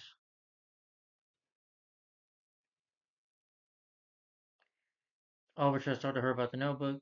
Claims to have looked up the names and that they are all bad people. Robert tells Oliver that prior to his death, Robert had a list of people who owed him favors. Robert kept many secrets from the family. She proceeds to destroy the notebook. He throws it in the fire, the fire pit, and doesn't want to talk about it, which does make Oliver suspicious.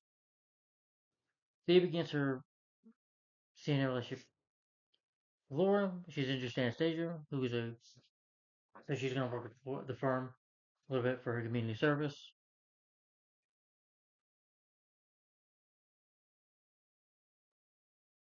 Laura gets a call from Tommy inviting her to join and some chefs who are being auditioned for the nightclub. Oliver returns to the air cave and tells John about the destruction of the notebook. John sees this conversation that Myra's hiding something, and Oliver still denies it. He's like, Oliver would be down to the Hood gear and confronting them right now. It's like, if it was anybody else, you would be confronting them right now as the Hood, but Oliver won't do it. Then he gets sort of Laura calls Oliver's ghost phone, tells him that she needs evidence that will put her back behind bars. The Hood's the only one who can help her. As Oliver tries to help her, John asks if he's just using this as an excuse to run away. Oliver refuses to deny this with a response. Informs Quentin that after the bug's cell phone, he's confirmed that Laura is meeting with the vigilante. Quentin is back to Frank's office.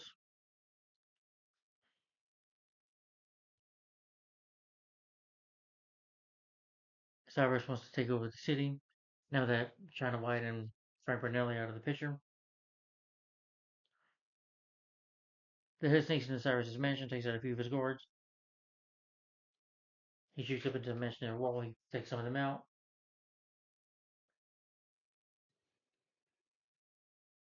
He wants to get rid of the Hood. Laura and Tom prepare for their date. They get a call from the Hood.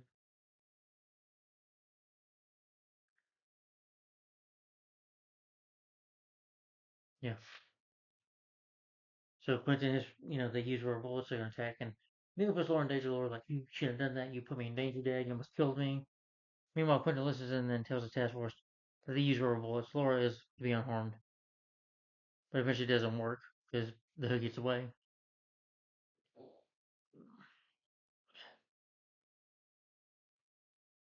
John Ray to take his place. He watches Myra. He starts listening to her conversations. Almost gets caught by Malcolm's security guy or whatever. And he's like, oh, I'm just here to smoke. Just a filthy habit. Laura makes the Hood on the roof, gives her the name of Marshall's plans.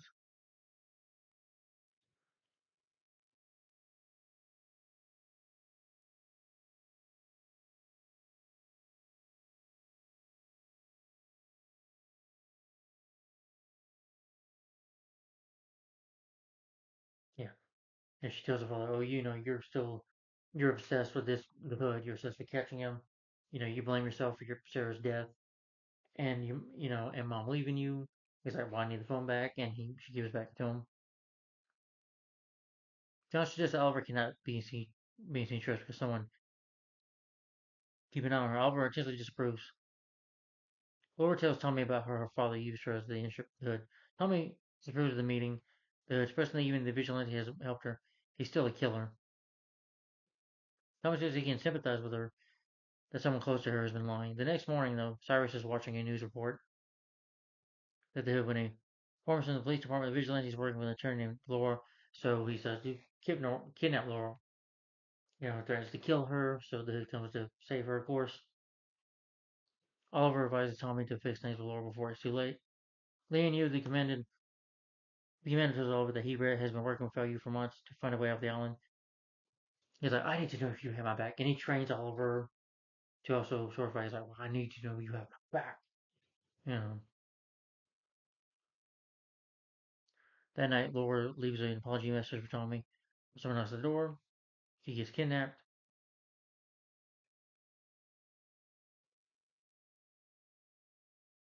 Yeah. And they go see Laura. The Hood does pretty well.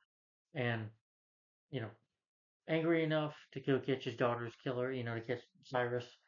Quentin nearly shoots him, but the Hood uses an arrow to shoot the gun up. It's like, I'm the vigilante, you're the cop. Shouldn't do that. John plays Oliver reporting of between Myra and contact. John doesn't believe it and figures that shows that she's involved, but they are interrupted when Quentin calls on Oliver's cell phone. Only I knew, though, Oliver awakens to find that it hasn't been tied to a chair. That this commando comes out and he helps him retake the airfield, but Oliver is too weak to introduce him. He now plans to search his location on Edward. Oliver finally injures his hands to pull himself free of the ropes and then punches his captor, punches Slade Wilson. Surprised that he's impressed, he says, Slade Wilson. Yeah. The Hood meets Quentin then on a roof. Quentin admits that he hates everything that the vigilante stands for. However, because he's securely in the president, he has no one to turn to. Yeah.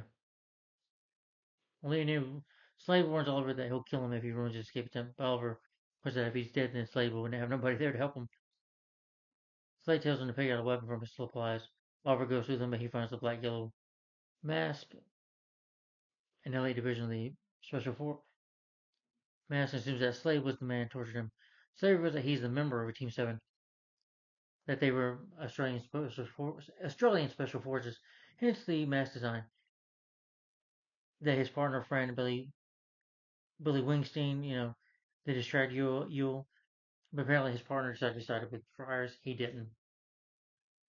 Oliver reviews John's recording and is to learn Myra's complicity. Myra's holding a meeting, and all of a sudden he takes the guards, and then the Hood shows up, saying, Myra, Queen, you fell the city, and then the episode ends there.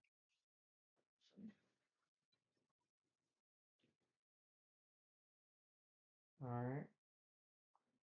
Another favorite episode of mine is called Odyssey. Yeah, we're not even close to being done.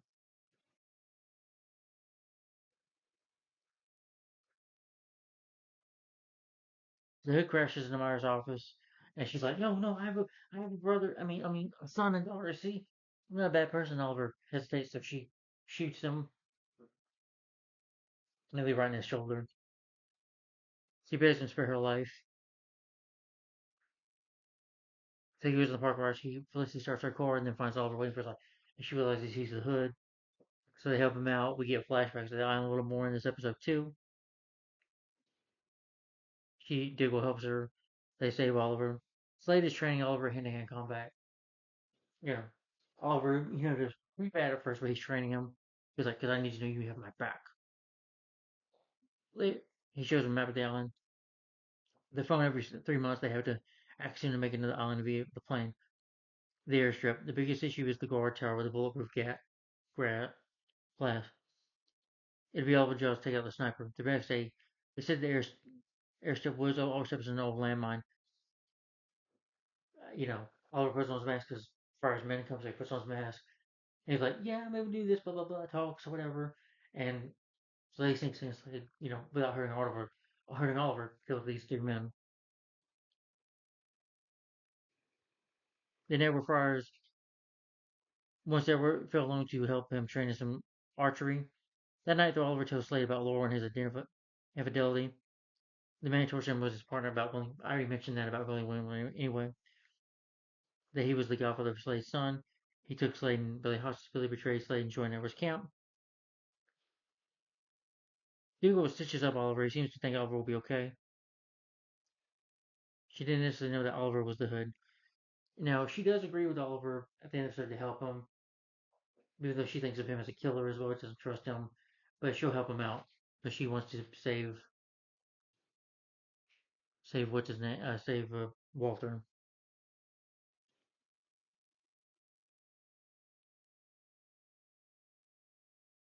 Then Slade, takes out guards with his silenced rifle. Oliver makes his way to the tower. He sees a phone. He tries to call Laurel.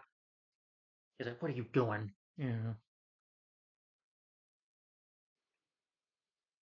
Oliver starts to have a seizure. Yeah. Oliver's heart starts beating again. Slade shows up at the last minute to save Oliver before the guard can make a phone call.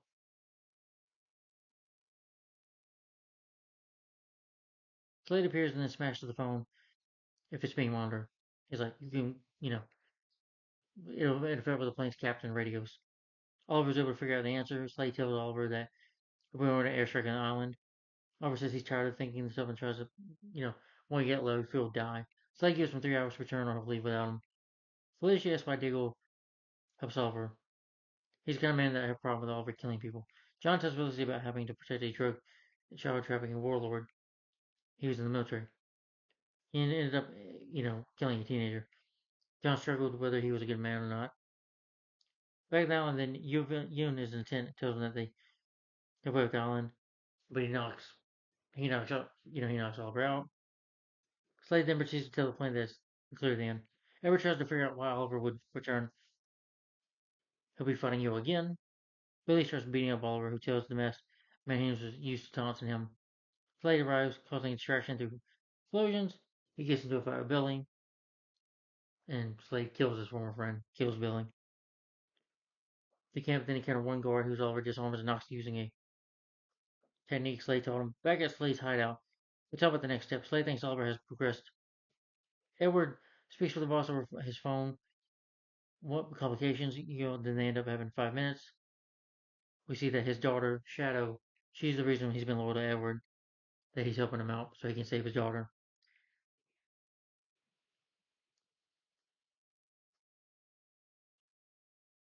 Oliver returns home as informed by Detective Lance and his family that his mother was tapped by the Hood. Quentin leaves Oliver and embraces Mara that the Hood would never come after her again. So, pretty good episodes. Alright.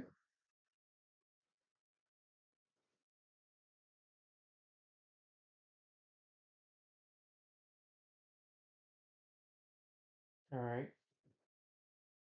Dodger. Alright, Dodger is the next episode. It opens up with a museum guard named Jerry. Well, who cares what his name is anyway? But anyway, Jerry, who appears to be having a man steal the Sherwood, this ruby, and he's got like this. It's a man known as the Dodger. He gets people to do stuff for him. He can dodge you real quick. He's got like this baton that shocks you by putting an explosive device, a bomb, on your neck. Felicity is cornered by how Oliver takes down the criminals. Oliver tries to, go out of her lair, but she locks him in. He's like, I'm not gonna let you kill any innocent people. He's like, because he wants to take down Ken Williams, but he's like, well, he's a father of 10.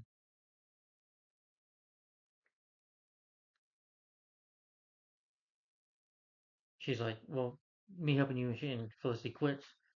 Then the flashback happens. Oliver is bringing water to Slade, whose bullet wound is now infected.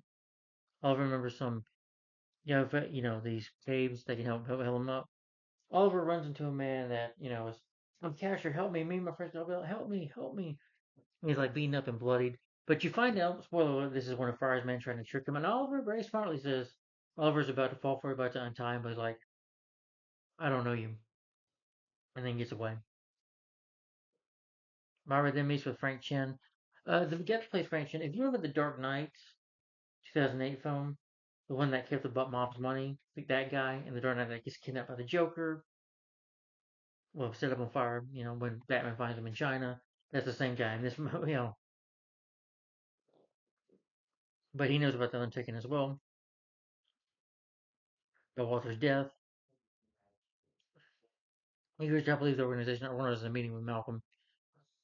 Oliver and Dig is able to catch her and try to put Felicity at ease about his vigilante actions.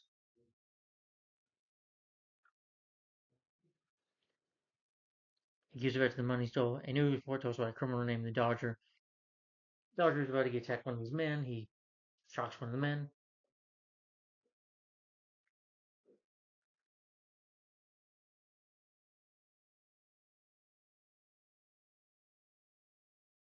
Dodger meets Kissinger to steal the stolen ruby.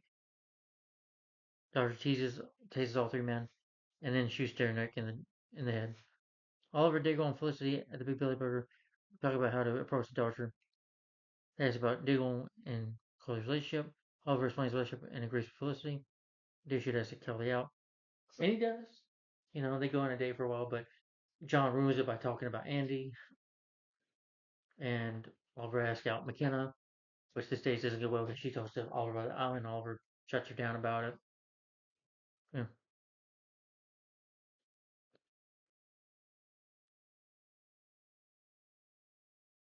Laura and Thea, they get mugged by this guy that is Roy Hopper.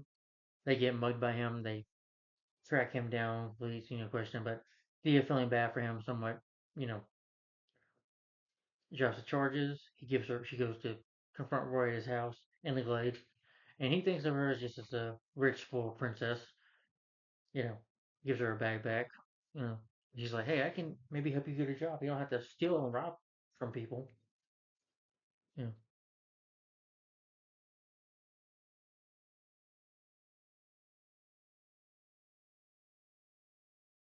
Oliver and John listen to this conversation. McKenna talks about the man the Dodger had murdered.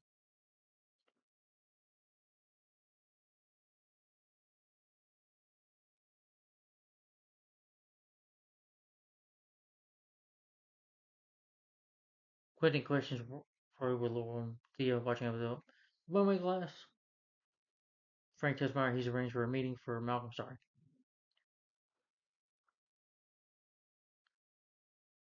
Oliver steals a motorcycle and speeds off.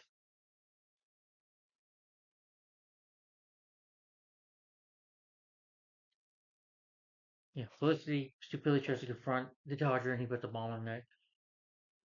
But Oliver's able to chase him down and they able to get the bomb off her thanks to John helping out.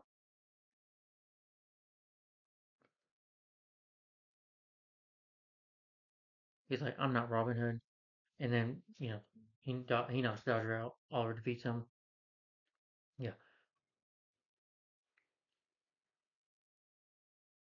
You know, then Oliver talks to Kenneth saying sorry about how this turned out. I'm sorry. I just don't really want to talk about the island. Hard decisions they had to make.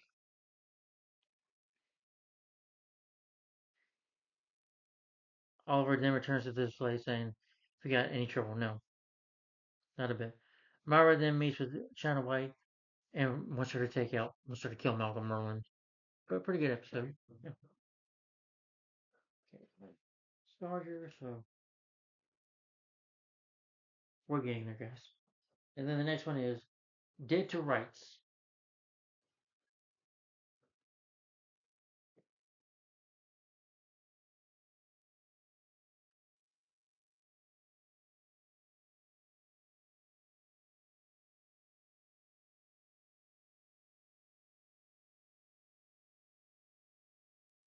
Give us opening Oliver chasing down a man in a helicopter, an assassin. Oliver kills him. John trains with Felicity in the air cave, so she can learn to handle herself in case she's in tough spots or whatever. Oliver then returns and asks Felicity to hack Willem's phone and will discover his target in Charlie City. Then the flashback happens. You see Lian. Oliver sees fixing the airplane radio.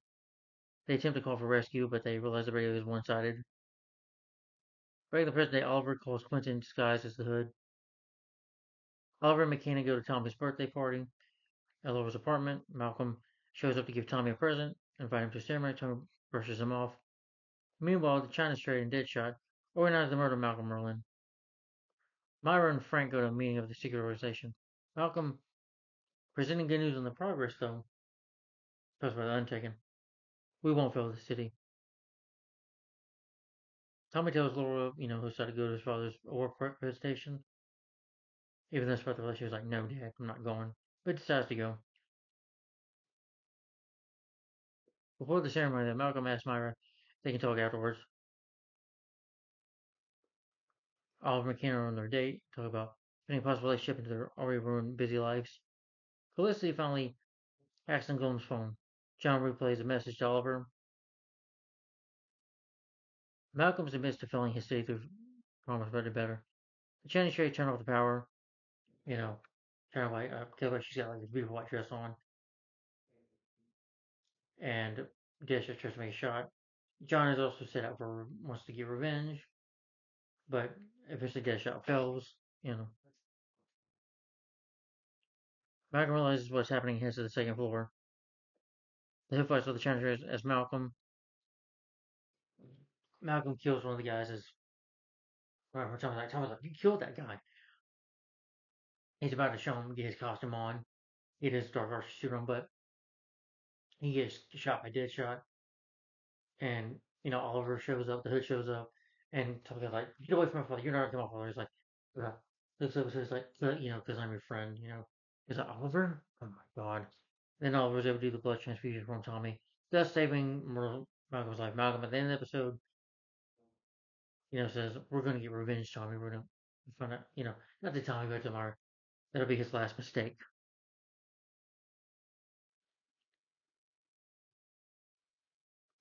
The Hood also manages to overcome China White. Deadshot manages to hit Malcolm several times in the chest of the panic room's window.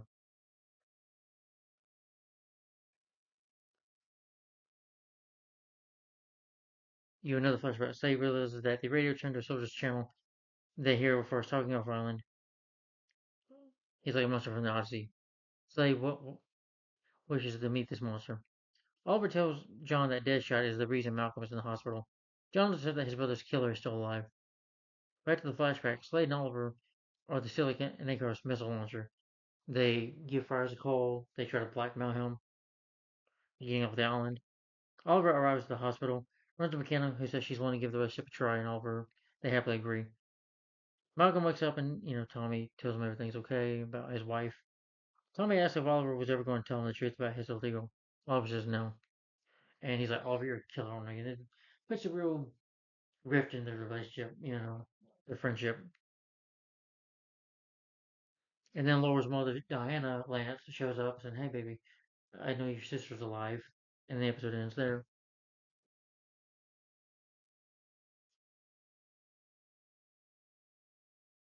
And then the next episode is The Huntress Returns, where we get Helena returning. I'm almost done, guys. I'm sorry for this video being so long. Yeah. So you have the opening at a strip club. You have this man named Gut, who was actually an attorney, and you have Elena pretending to be a stripper, but she puts an arrow with her arrow crossbow gun, kills this man, shoots him dead. She's looking for her father, Frank, and then thanks Gus by killing him.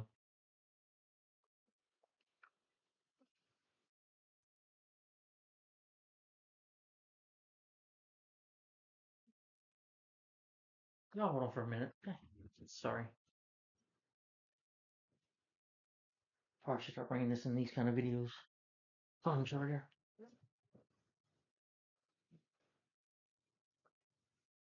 Looking at my phone real quick. We're still gonna talk about the episode. Sorry.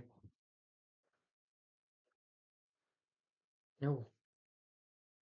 Just gonna keep my phone plugged up. It just helps in the video. But she swears she's. Laura sets Quentin up with a surprising meeting with his ex-wife Diana, and they talk about, trying to get Sarah Rose that she's got this picture that she can find her daughter, but Quentin doesn't want to believe it. That it's something that his daughter's dead, and Diana left him. There was a lot of issues there. They think that she was washed up on one of the other islands. Yeah. She also shows him a picture taken up by a tourist of a woman who looks like Sarah. Quentin doesn't want to believe it though. Thea runs into Roy on the street and says she might have a job for him. A little later on after accusing him of stealing her bird. Well, he does. And these men try to attack her. Try maybe these muggers. Roy comes up, attacks him. He gets stabbed. He's like, "Oh, you're stabbed. You're hurt." He's like, "What that happens when you get stabbed?" And he gets a shot. He's nervous, so Thea gives him a kiss. Distracted from it.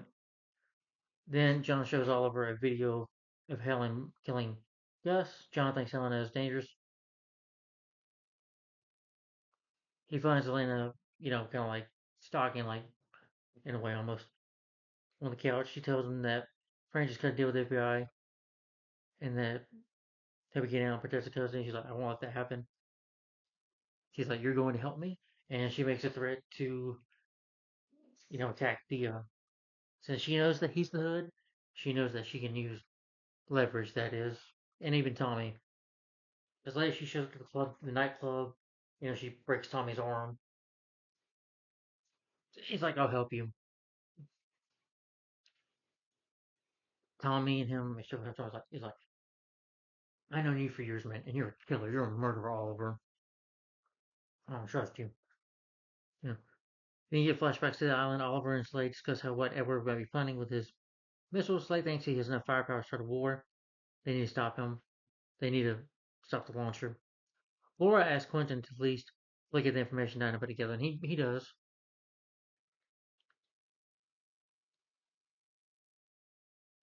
Laura knows that there's something up with Tommy, but she doesn't know what exactly he's keeping from her.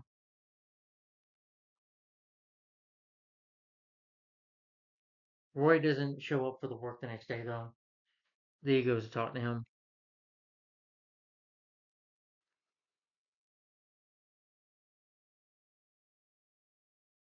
Thea, they never show up for work. Laura wants to know what happened to his wrist and gives her obviously a lie. You know, Oliver tried to help her out. Well, tried to go tap the truck, but she gets set up by the car. She gets arrested by the police, questioned by them, but she's able to get out of prison eventually. Elena does, yeah.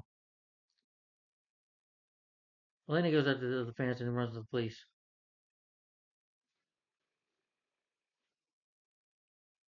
Quentin and McKenna, the question I want to talk about, it's a matter of time before she came after Frank. They said they were trying to get the vigilante out of a deal if she gives up his real name. She begins talking about Oliver Queen and says that it's Oliver Queen. It's like, no, it's not Oliver Queen. It's not him. Yeah. Alarm goes off though. The Hood walks in and helps. Well, actually, he breaks her out so that she can't threaten to kill anybody. So he breaks her out of the interrogation, out of the police department. The company's brought to the hospital. I already mentioned that. Elena wants Oliver to admit he has feelings for her. Gives her a plane ticket so she can start a new life. She takes it though angrily. Oliver and Slade, another flashback, place grenades on the missiles, but Oliver thinks they'll have to do to remove the circuit board, which Oliver does. Smartly remove the circuit board, and he does fix the radio. Even though Oliver's not the tough guy you see him now as the Hood, he was able to do certain things. You know, he was that different person back those 5 years ago, but he wasn't a complete moron. Oliver drops by McKenna's, saying that they get into bed together, they sleep together. So Felicity tries to call over with information about a recent sporting goods robbery. We see Elena walk into her room, and Elena captures, or like hits Felicity.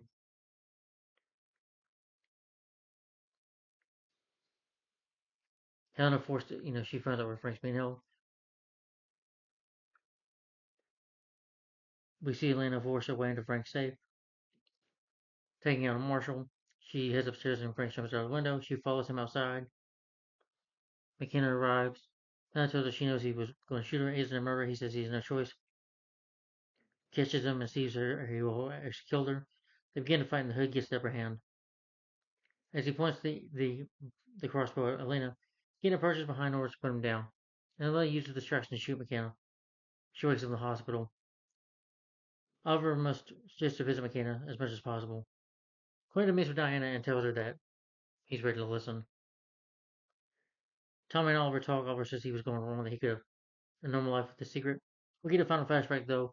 Oliver radios Edward that the circuit board and it's just a trade when they call Friars about it. And also Helena gets away. They're shooting her, but she gets away at the end. So that was the Huntress Returns.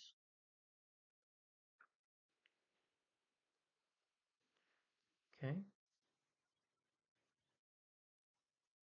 just right.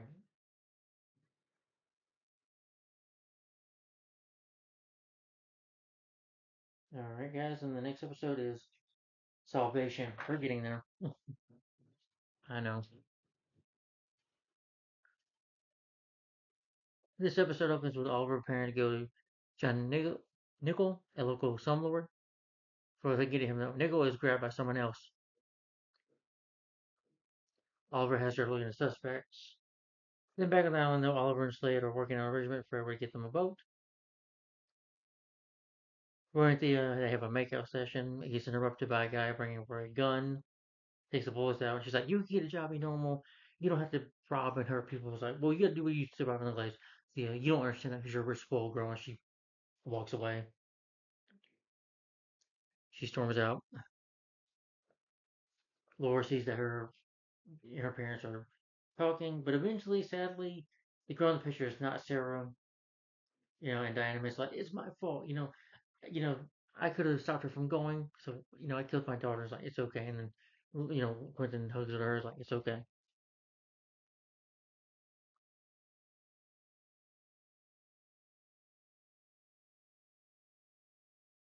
And they figure out that there's this new vigilante. He's killing innocent people. You know, Felicity tries to, Peter's like, he's there, and then Oliver ends up at the wrong place, and somebody gets killed. Oliver's like, it's not your fault, you know. But eventually, he kidnaps Roy as well. Say Roy's a piece of trash. Oliver, the Hood saves him, and this inspires him to become somewhat of a better person, and he wants to meet the Hood, even maybe work with him.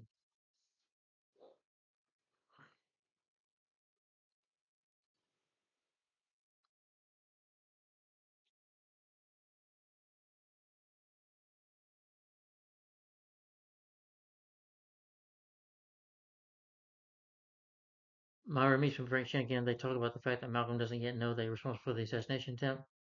Frank then thinks Myra should send her family away for their safety. Thea asks Laura for advice about Roy, and she says Bad Boys, despite her own stake with him, she really doesn't have time to give him the information. Tell her about, tell Thea about it.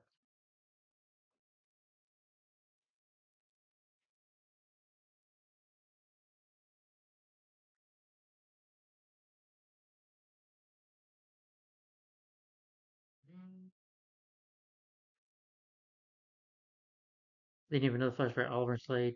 Me with everywhere he changes the game though, telling them he'll give the ward or he'll kill, his daughter, that is Shadow. Laura tells her parents that she found the woman from the picture named Jen. Jen explains the photo taken in an island fishing of the coast of China. Cut to Saber's next video though with Rory. They typically reveals to Oliver and Tommy that he has a relationship with him. Malcolm, calls Myra.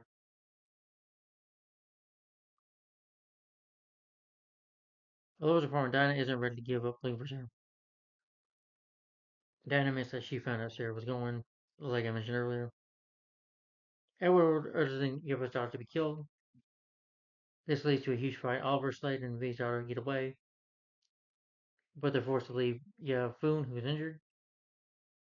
The Hood breaks into the subway station system, and he gives her 10 minutes to live, but he's able to, he kills the guy. As he tries to shoot at Roy, so Oliver puts an arrow on him, kills the guy.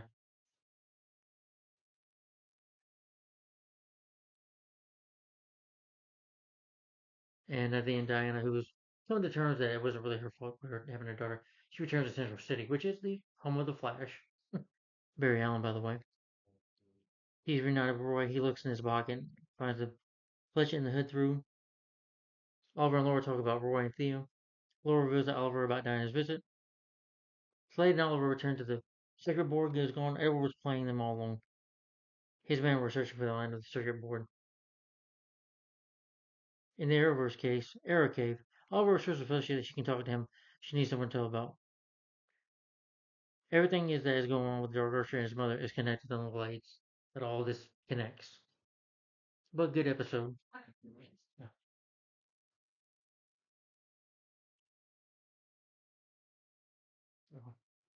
Alright, and then the next favorite episode is Unfinished Business.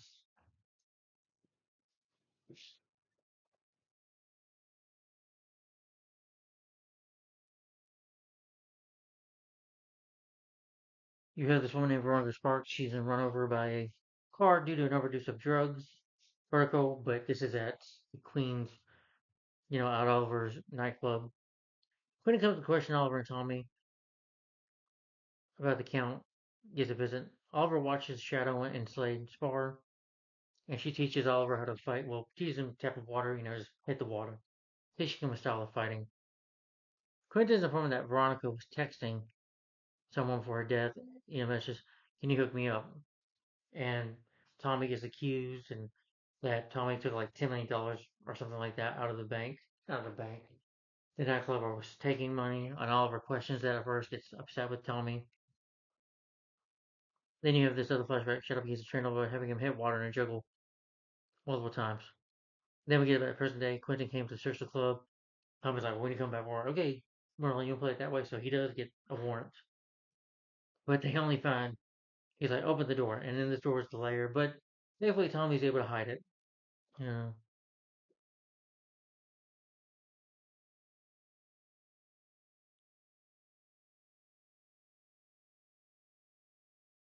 Tommy expressed happiness with Oliver about being not trusting him, which is not why he's able to tell him. Tommy eventually says, I quit, and the end of the episode goes to work with his father. Oliver asks Shadow why Friars warned Yo to help him. She filled him on what she knew about. She said spent years searching for him. She also teaches Oliver how to shoot an arrow. She's up a tree. Shadow's a badass in her own way. Oliver is about to uncover the new vertigo. Oliver arrives and finds a strapped up Count who's knocked out. He's soon strapped out, but this Dr. Webb, who reveals that he locked up the original formula, is actually the one that is, messing with the Count and is actually stealing his ideas or whatever. They, take Oliver's hood off, find it's him, try to put drugs on him. So he faked the Count's escape. But the new verdict turns out into a new legal form and forces it down Oliver's throat. But Oliver uses there destroying the rest of the vertical to free his hand and inject himself with an antidote developing in his lab. John comes in and takes down the last two guards. Oliver heads out to finish it up by drawing 3 arrows at once. He's like, you're gonna miss. He gives drugging. Oliver uses 3 arrows and shoots them, and then turns around, puts his hood back on. Oliver fires 3 arrows. Tommy quits working for Oliver, like I said before. Quentin goes to a bar and Laura meets with her, where he's actually just drinking water. Later, Oliver wrote that the next target will be Deadshot. Tommy later visits a mystery man saying he wants a new job. That, of course, is Malcolm, who, of course, hugs his son. Yeah. Sorry if I'm going this a little fast. Alright, next episode is Home Invasion.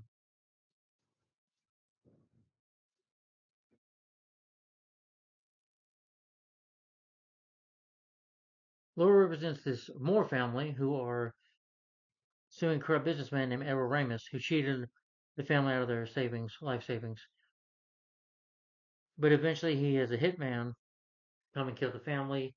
He pretends to be like a cop, whatever. He shoots the mother and father, but the son's alive, so the son, you know, stays with Laura.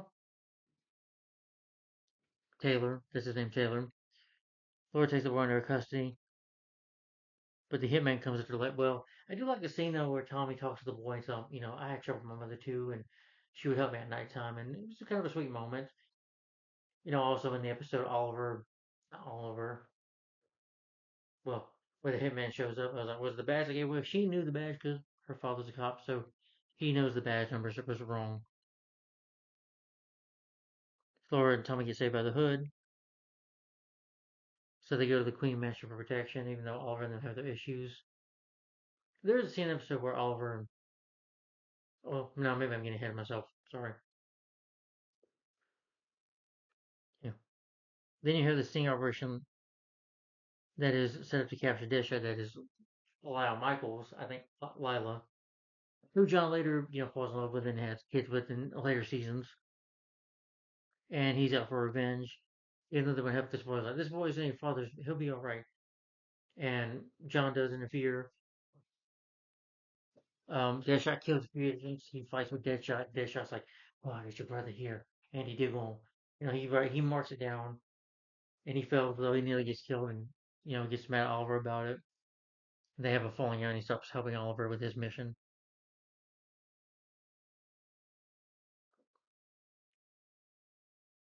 So John leaves the team. So the hitman, kills Ramus. Nothing personal.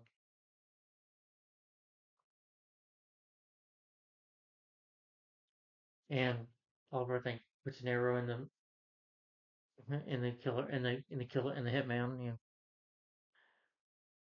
Taylor gets placed in the care of his grandparents. Tommy decides to leave Laurel, believing that he never could be with Oliver because he sees the moment where they're talking about their relationship. He can see that they're still attracted to each other. He knows that she loves Oliver, of course. Roy continues to search for the hood. He agrees to help understand how important it is to him. During your flashback, though, Shadow teaches Oliver to shoot a bow, but is useless as cover. Your film brings Myers to their hideout to capture them all. So, another good episode. Yeah.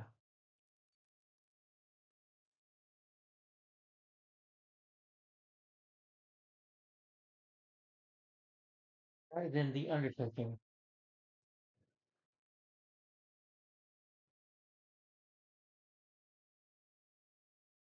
Yeah. Just 3 more episodes left. I swear, we're almost done. Yeah. Oliver tracks down an accountant named Harold Backman from the list and steals his laptop. With a cryptic laptop, though, Felicia uncovers a link to Walter's kidnapping. You know, he's like, well, we can talk to John, but he's like, no, I won't talk to John. He can come back when he's ready. And Felicity even tries to go to John's apartment, talk to him about coming back. Like, well, Oliver knows about living. He talked to him himself.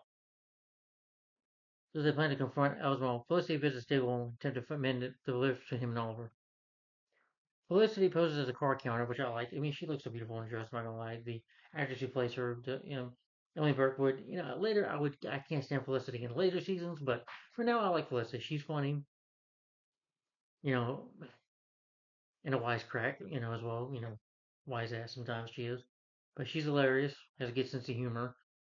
But she is captured by these guys. Oliver eventually saves her. Comes to the club, fights some men as the Hood. He destroys the communicator. Then when Oliver comes in,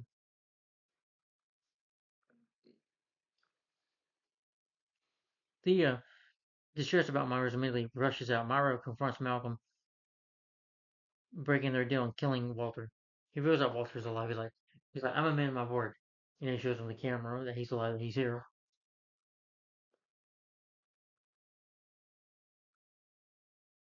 He discovers that Tommy's father is heading a secret organization that kidnapped Walter and wants to do something horrible to the Glades. Oliver, follows his mom about it. Felicity returns to the Arrow Cave. Oliver tells her to back into Malcolm's phone. Confused about what's going on, she starts to ask questions, but Oliver just asks her to find Walter. As the Hood, though, Oliver frees Walter, reunites him with the family.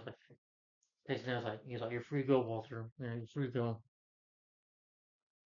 Malcolm approaches him and Oliver and has discussed his rage at Malcolm's questioning Walter's condition.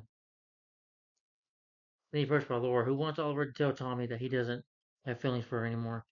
Oliver refuses, implying it's one line, because he still does have feelings for her. Oliver goes back to see Dougal and apologizes, and they have their talk.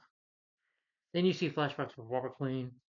Don't disagree with Malcolm's unthinking that killed thousands of people. He's like, this isn't the right way to do this. But Malcolm's wife was Rebecca. She was murdered.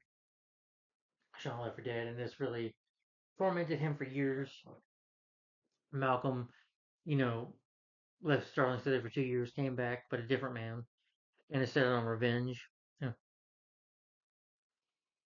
Robert tells, Myra that he's not perfect, that he's done things as well, but that she still loves him. They get ready to go on the Queen Gambit, and you find out that on the Queen Gambit that not Robert, Malcolm sets him up to get killed for the Gambit to crash. They make a plan to meet up in China and prevent Malcolm from buying it up the Glades. Chin sells Robert out to Malcolm, much like Myra later does to Chin. And doing that to Chin, though, the Dark Archer, puts 3 arrows in Chin right in front of Myra. Myra's like, ugh, you know, fires and shot.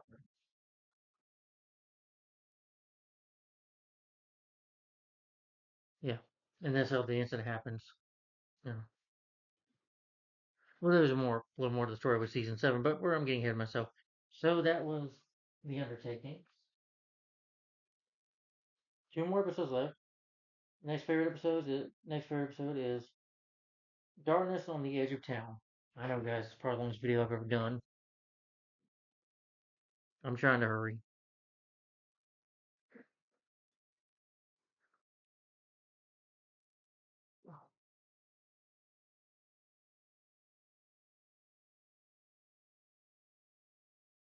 Malcolm Merlin, though, in his Dark Archer costume, he's killing off some people in his industries, and in the Uday Industries.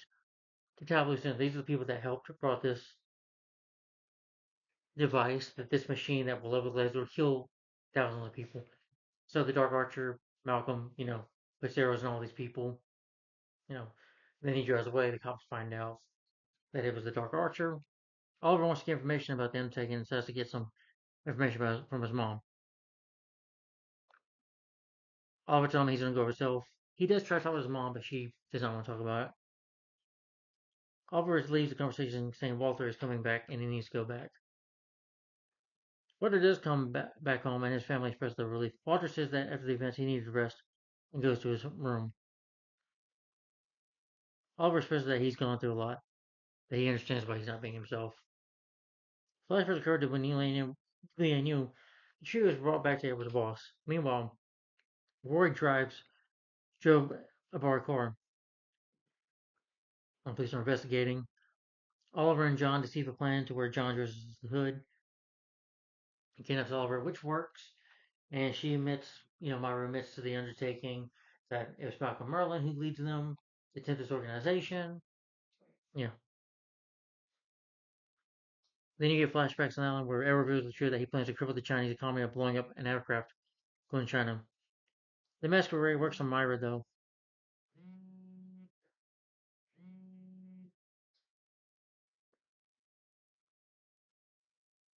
When Malcolm's undertaking flashback scene is Yafo instinctively hands over a knife to help them escape and agrees on helping Edward with the job. Hinting the mastermind of this is a woman behind a desk. That I think is Amanda Waller, I'm guessing, yeah. Flashback scene in I'm sorry.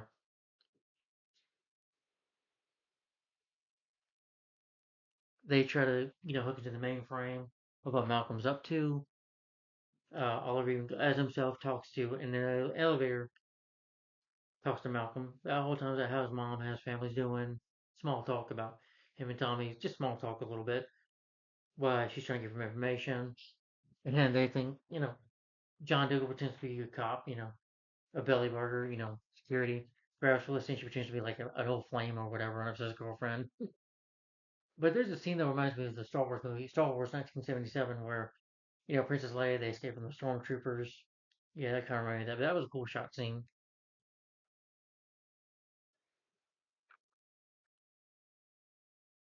Oliver tells Tommy to meet with Laura, talk to her. He's like, no need to. She's in love with you, my friend. He's like, she's in love with you. She would have been in love with you. Yeah. But he's stalled when he refuses runs into Malcolm. Oh, sorry, I mentioned that. Sorry, go everywhere in my videos. Sorry. Over then runs to Thea, who is there with Roy, trying to trace activities of the hood. Oliver warns them that vigilance is dangerous. To keep away from them. She returns to Roy's house, but he's not determined from his search. He keeps from search. She's like, "But then I'm done with this, Roy." And Roy's trying to find out. Roy steals the radio from the cops and gets caught like an idiot. Quentin is informed the tech guy couldn't hack into Merlin, but he did trace a poor hacking attempt with Felicity Smoke. Oliver had convinced Tommy to get back together with Laura. If he stops Undertaker, Oliver decides to rekindle with Laura himself. Tommy is outside his apartment, and then eventually the two claim their love for each other, they feelings for each other, and him and Oliver and Laura like Laura start making out, you know, love. Hmm. And Tommy sees this. Then you see a flashback where Edward shot Fat Yufu. He takes credit for the attacks. He makes it to his video. He's like, "Thank you," and then shoots him in the head. This is up to Shadow. Then the guy that was in the cave saying, "Oh, I'm hurt." Well, apparently he does work for Friars. Shadow Light breaks his neck. They kill them. Most of Friars and they get away. John goes after the device that night, but Malcolm learns of the system hack and has the device moved. The Hood attempts to kill Malcolm, who reveals to be the Hood that he's the other Archer. Is Malcolm, Malcolm catches it. He's like, "I'm the other Archer," and they fight. And again, he kicks his ass again. This time he opens up his mouth. He's like, "I'm not her." And then the episode ends there. All right, guys, just one more episode. We're almost done.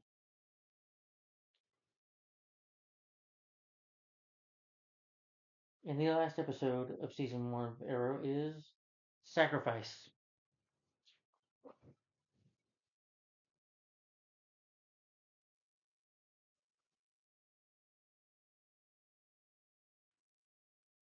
the episode opens with Malcolm imprisons Oliver. You know, he says, "You can't stop me. You can't get in my way. This is all about my revenge. You're not going to get in the way of me getting even."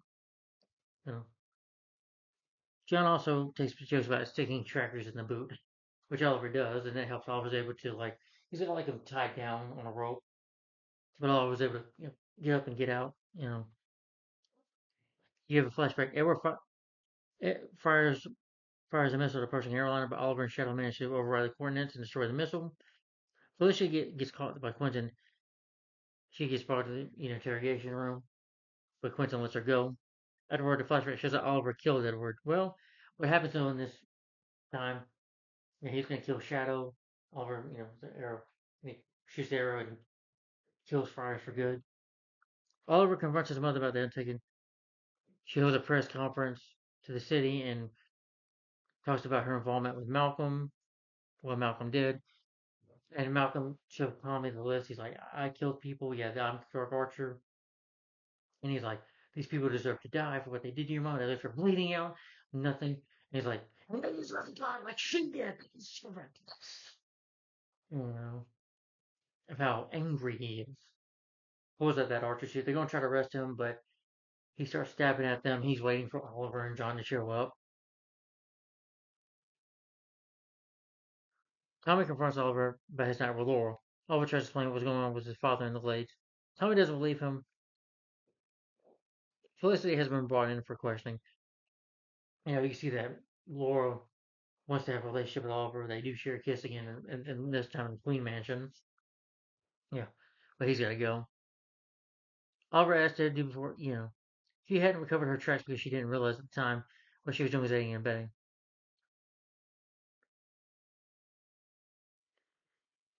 Lance tries to get the boss to tell him what's going on, but he's real that he had almost contacted the vigilante, so he gets suspended. He's like, "You're suspended, Quentin." Oliver decides to go after Malcolm again, even though he knows it means he'll probably die. He's like, "You defeated me twice." He offers to go with him. He says, "We got some backup." They confront him in the cave, in his little Dark Archer cave, and they fight him. But he stabs, throws a weapon, a stabbing weapon, and hits Diggle with it. She points it out he doesn't have any option. He then calls Detective Lance. As a compromise, Felicity works from the Foundry. Lance goes to stop the machine, the device. He helps Felicity dismantle the device, but John and Oliver takes an arrow through his shoulder to hit Malcolm. Well, him and Malcolm have another showdown. Have another showdown. He shoots an arrow at him, but this time when he catches it, it blows up in his face. And Oliver pretty much wins the fight. He's nearly, unmask Oliver, and he's like, "I'm gonna kill you, Oliver." And he grabs his arrow and stabs him in the heart with it, killing him. Because like, how could I have a backup plan? And then dies. He goes and lays to save Roy. He tries to work to help others. And Roy tries to be a hero himself. I think he was inspired by that. Inspired that he could be a better person when the Hood saved him. And it's a bust of people. I like Roy's determination. Yeah. Tommy gets caught by falling debris. Sadly, spoiler, Tommy dies. And he's all over, "Yours, my good friend." And I'm sorry I called you killer. You're not. You're a good man. And Tommy sadly dies. Laura escapes, but Tommy's caught by the falling debris. And eventually he had a second device that goes off and it kills about 500 people. Tommy asks if Oliver killed his father, and Oliver lies to him. Spending Tommy's last moments holding his hand. It should have been him who died instead of Tommy. And then, with that happening, with Marlowe being defeated, sadly Tommy is the innocent one here who dies because of his father's actions. And then the episode ends there. And that's okay. And that's Arrow season 1. So guys, get my final thoughts. I love Arrow season 1. This was a great start, really good start to finish. Really good episode. Really great season. My rating for this, even though the action scenes are a problem with, it is bad editing sometimes. But my rating for Arrow season 1, I'm gonna give this 5 out of 5 stars and a thumbs up. And I'm sorry for the long video.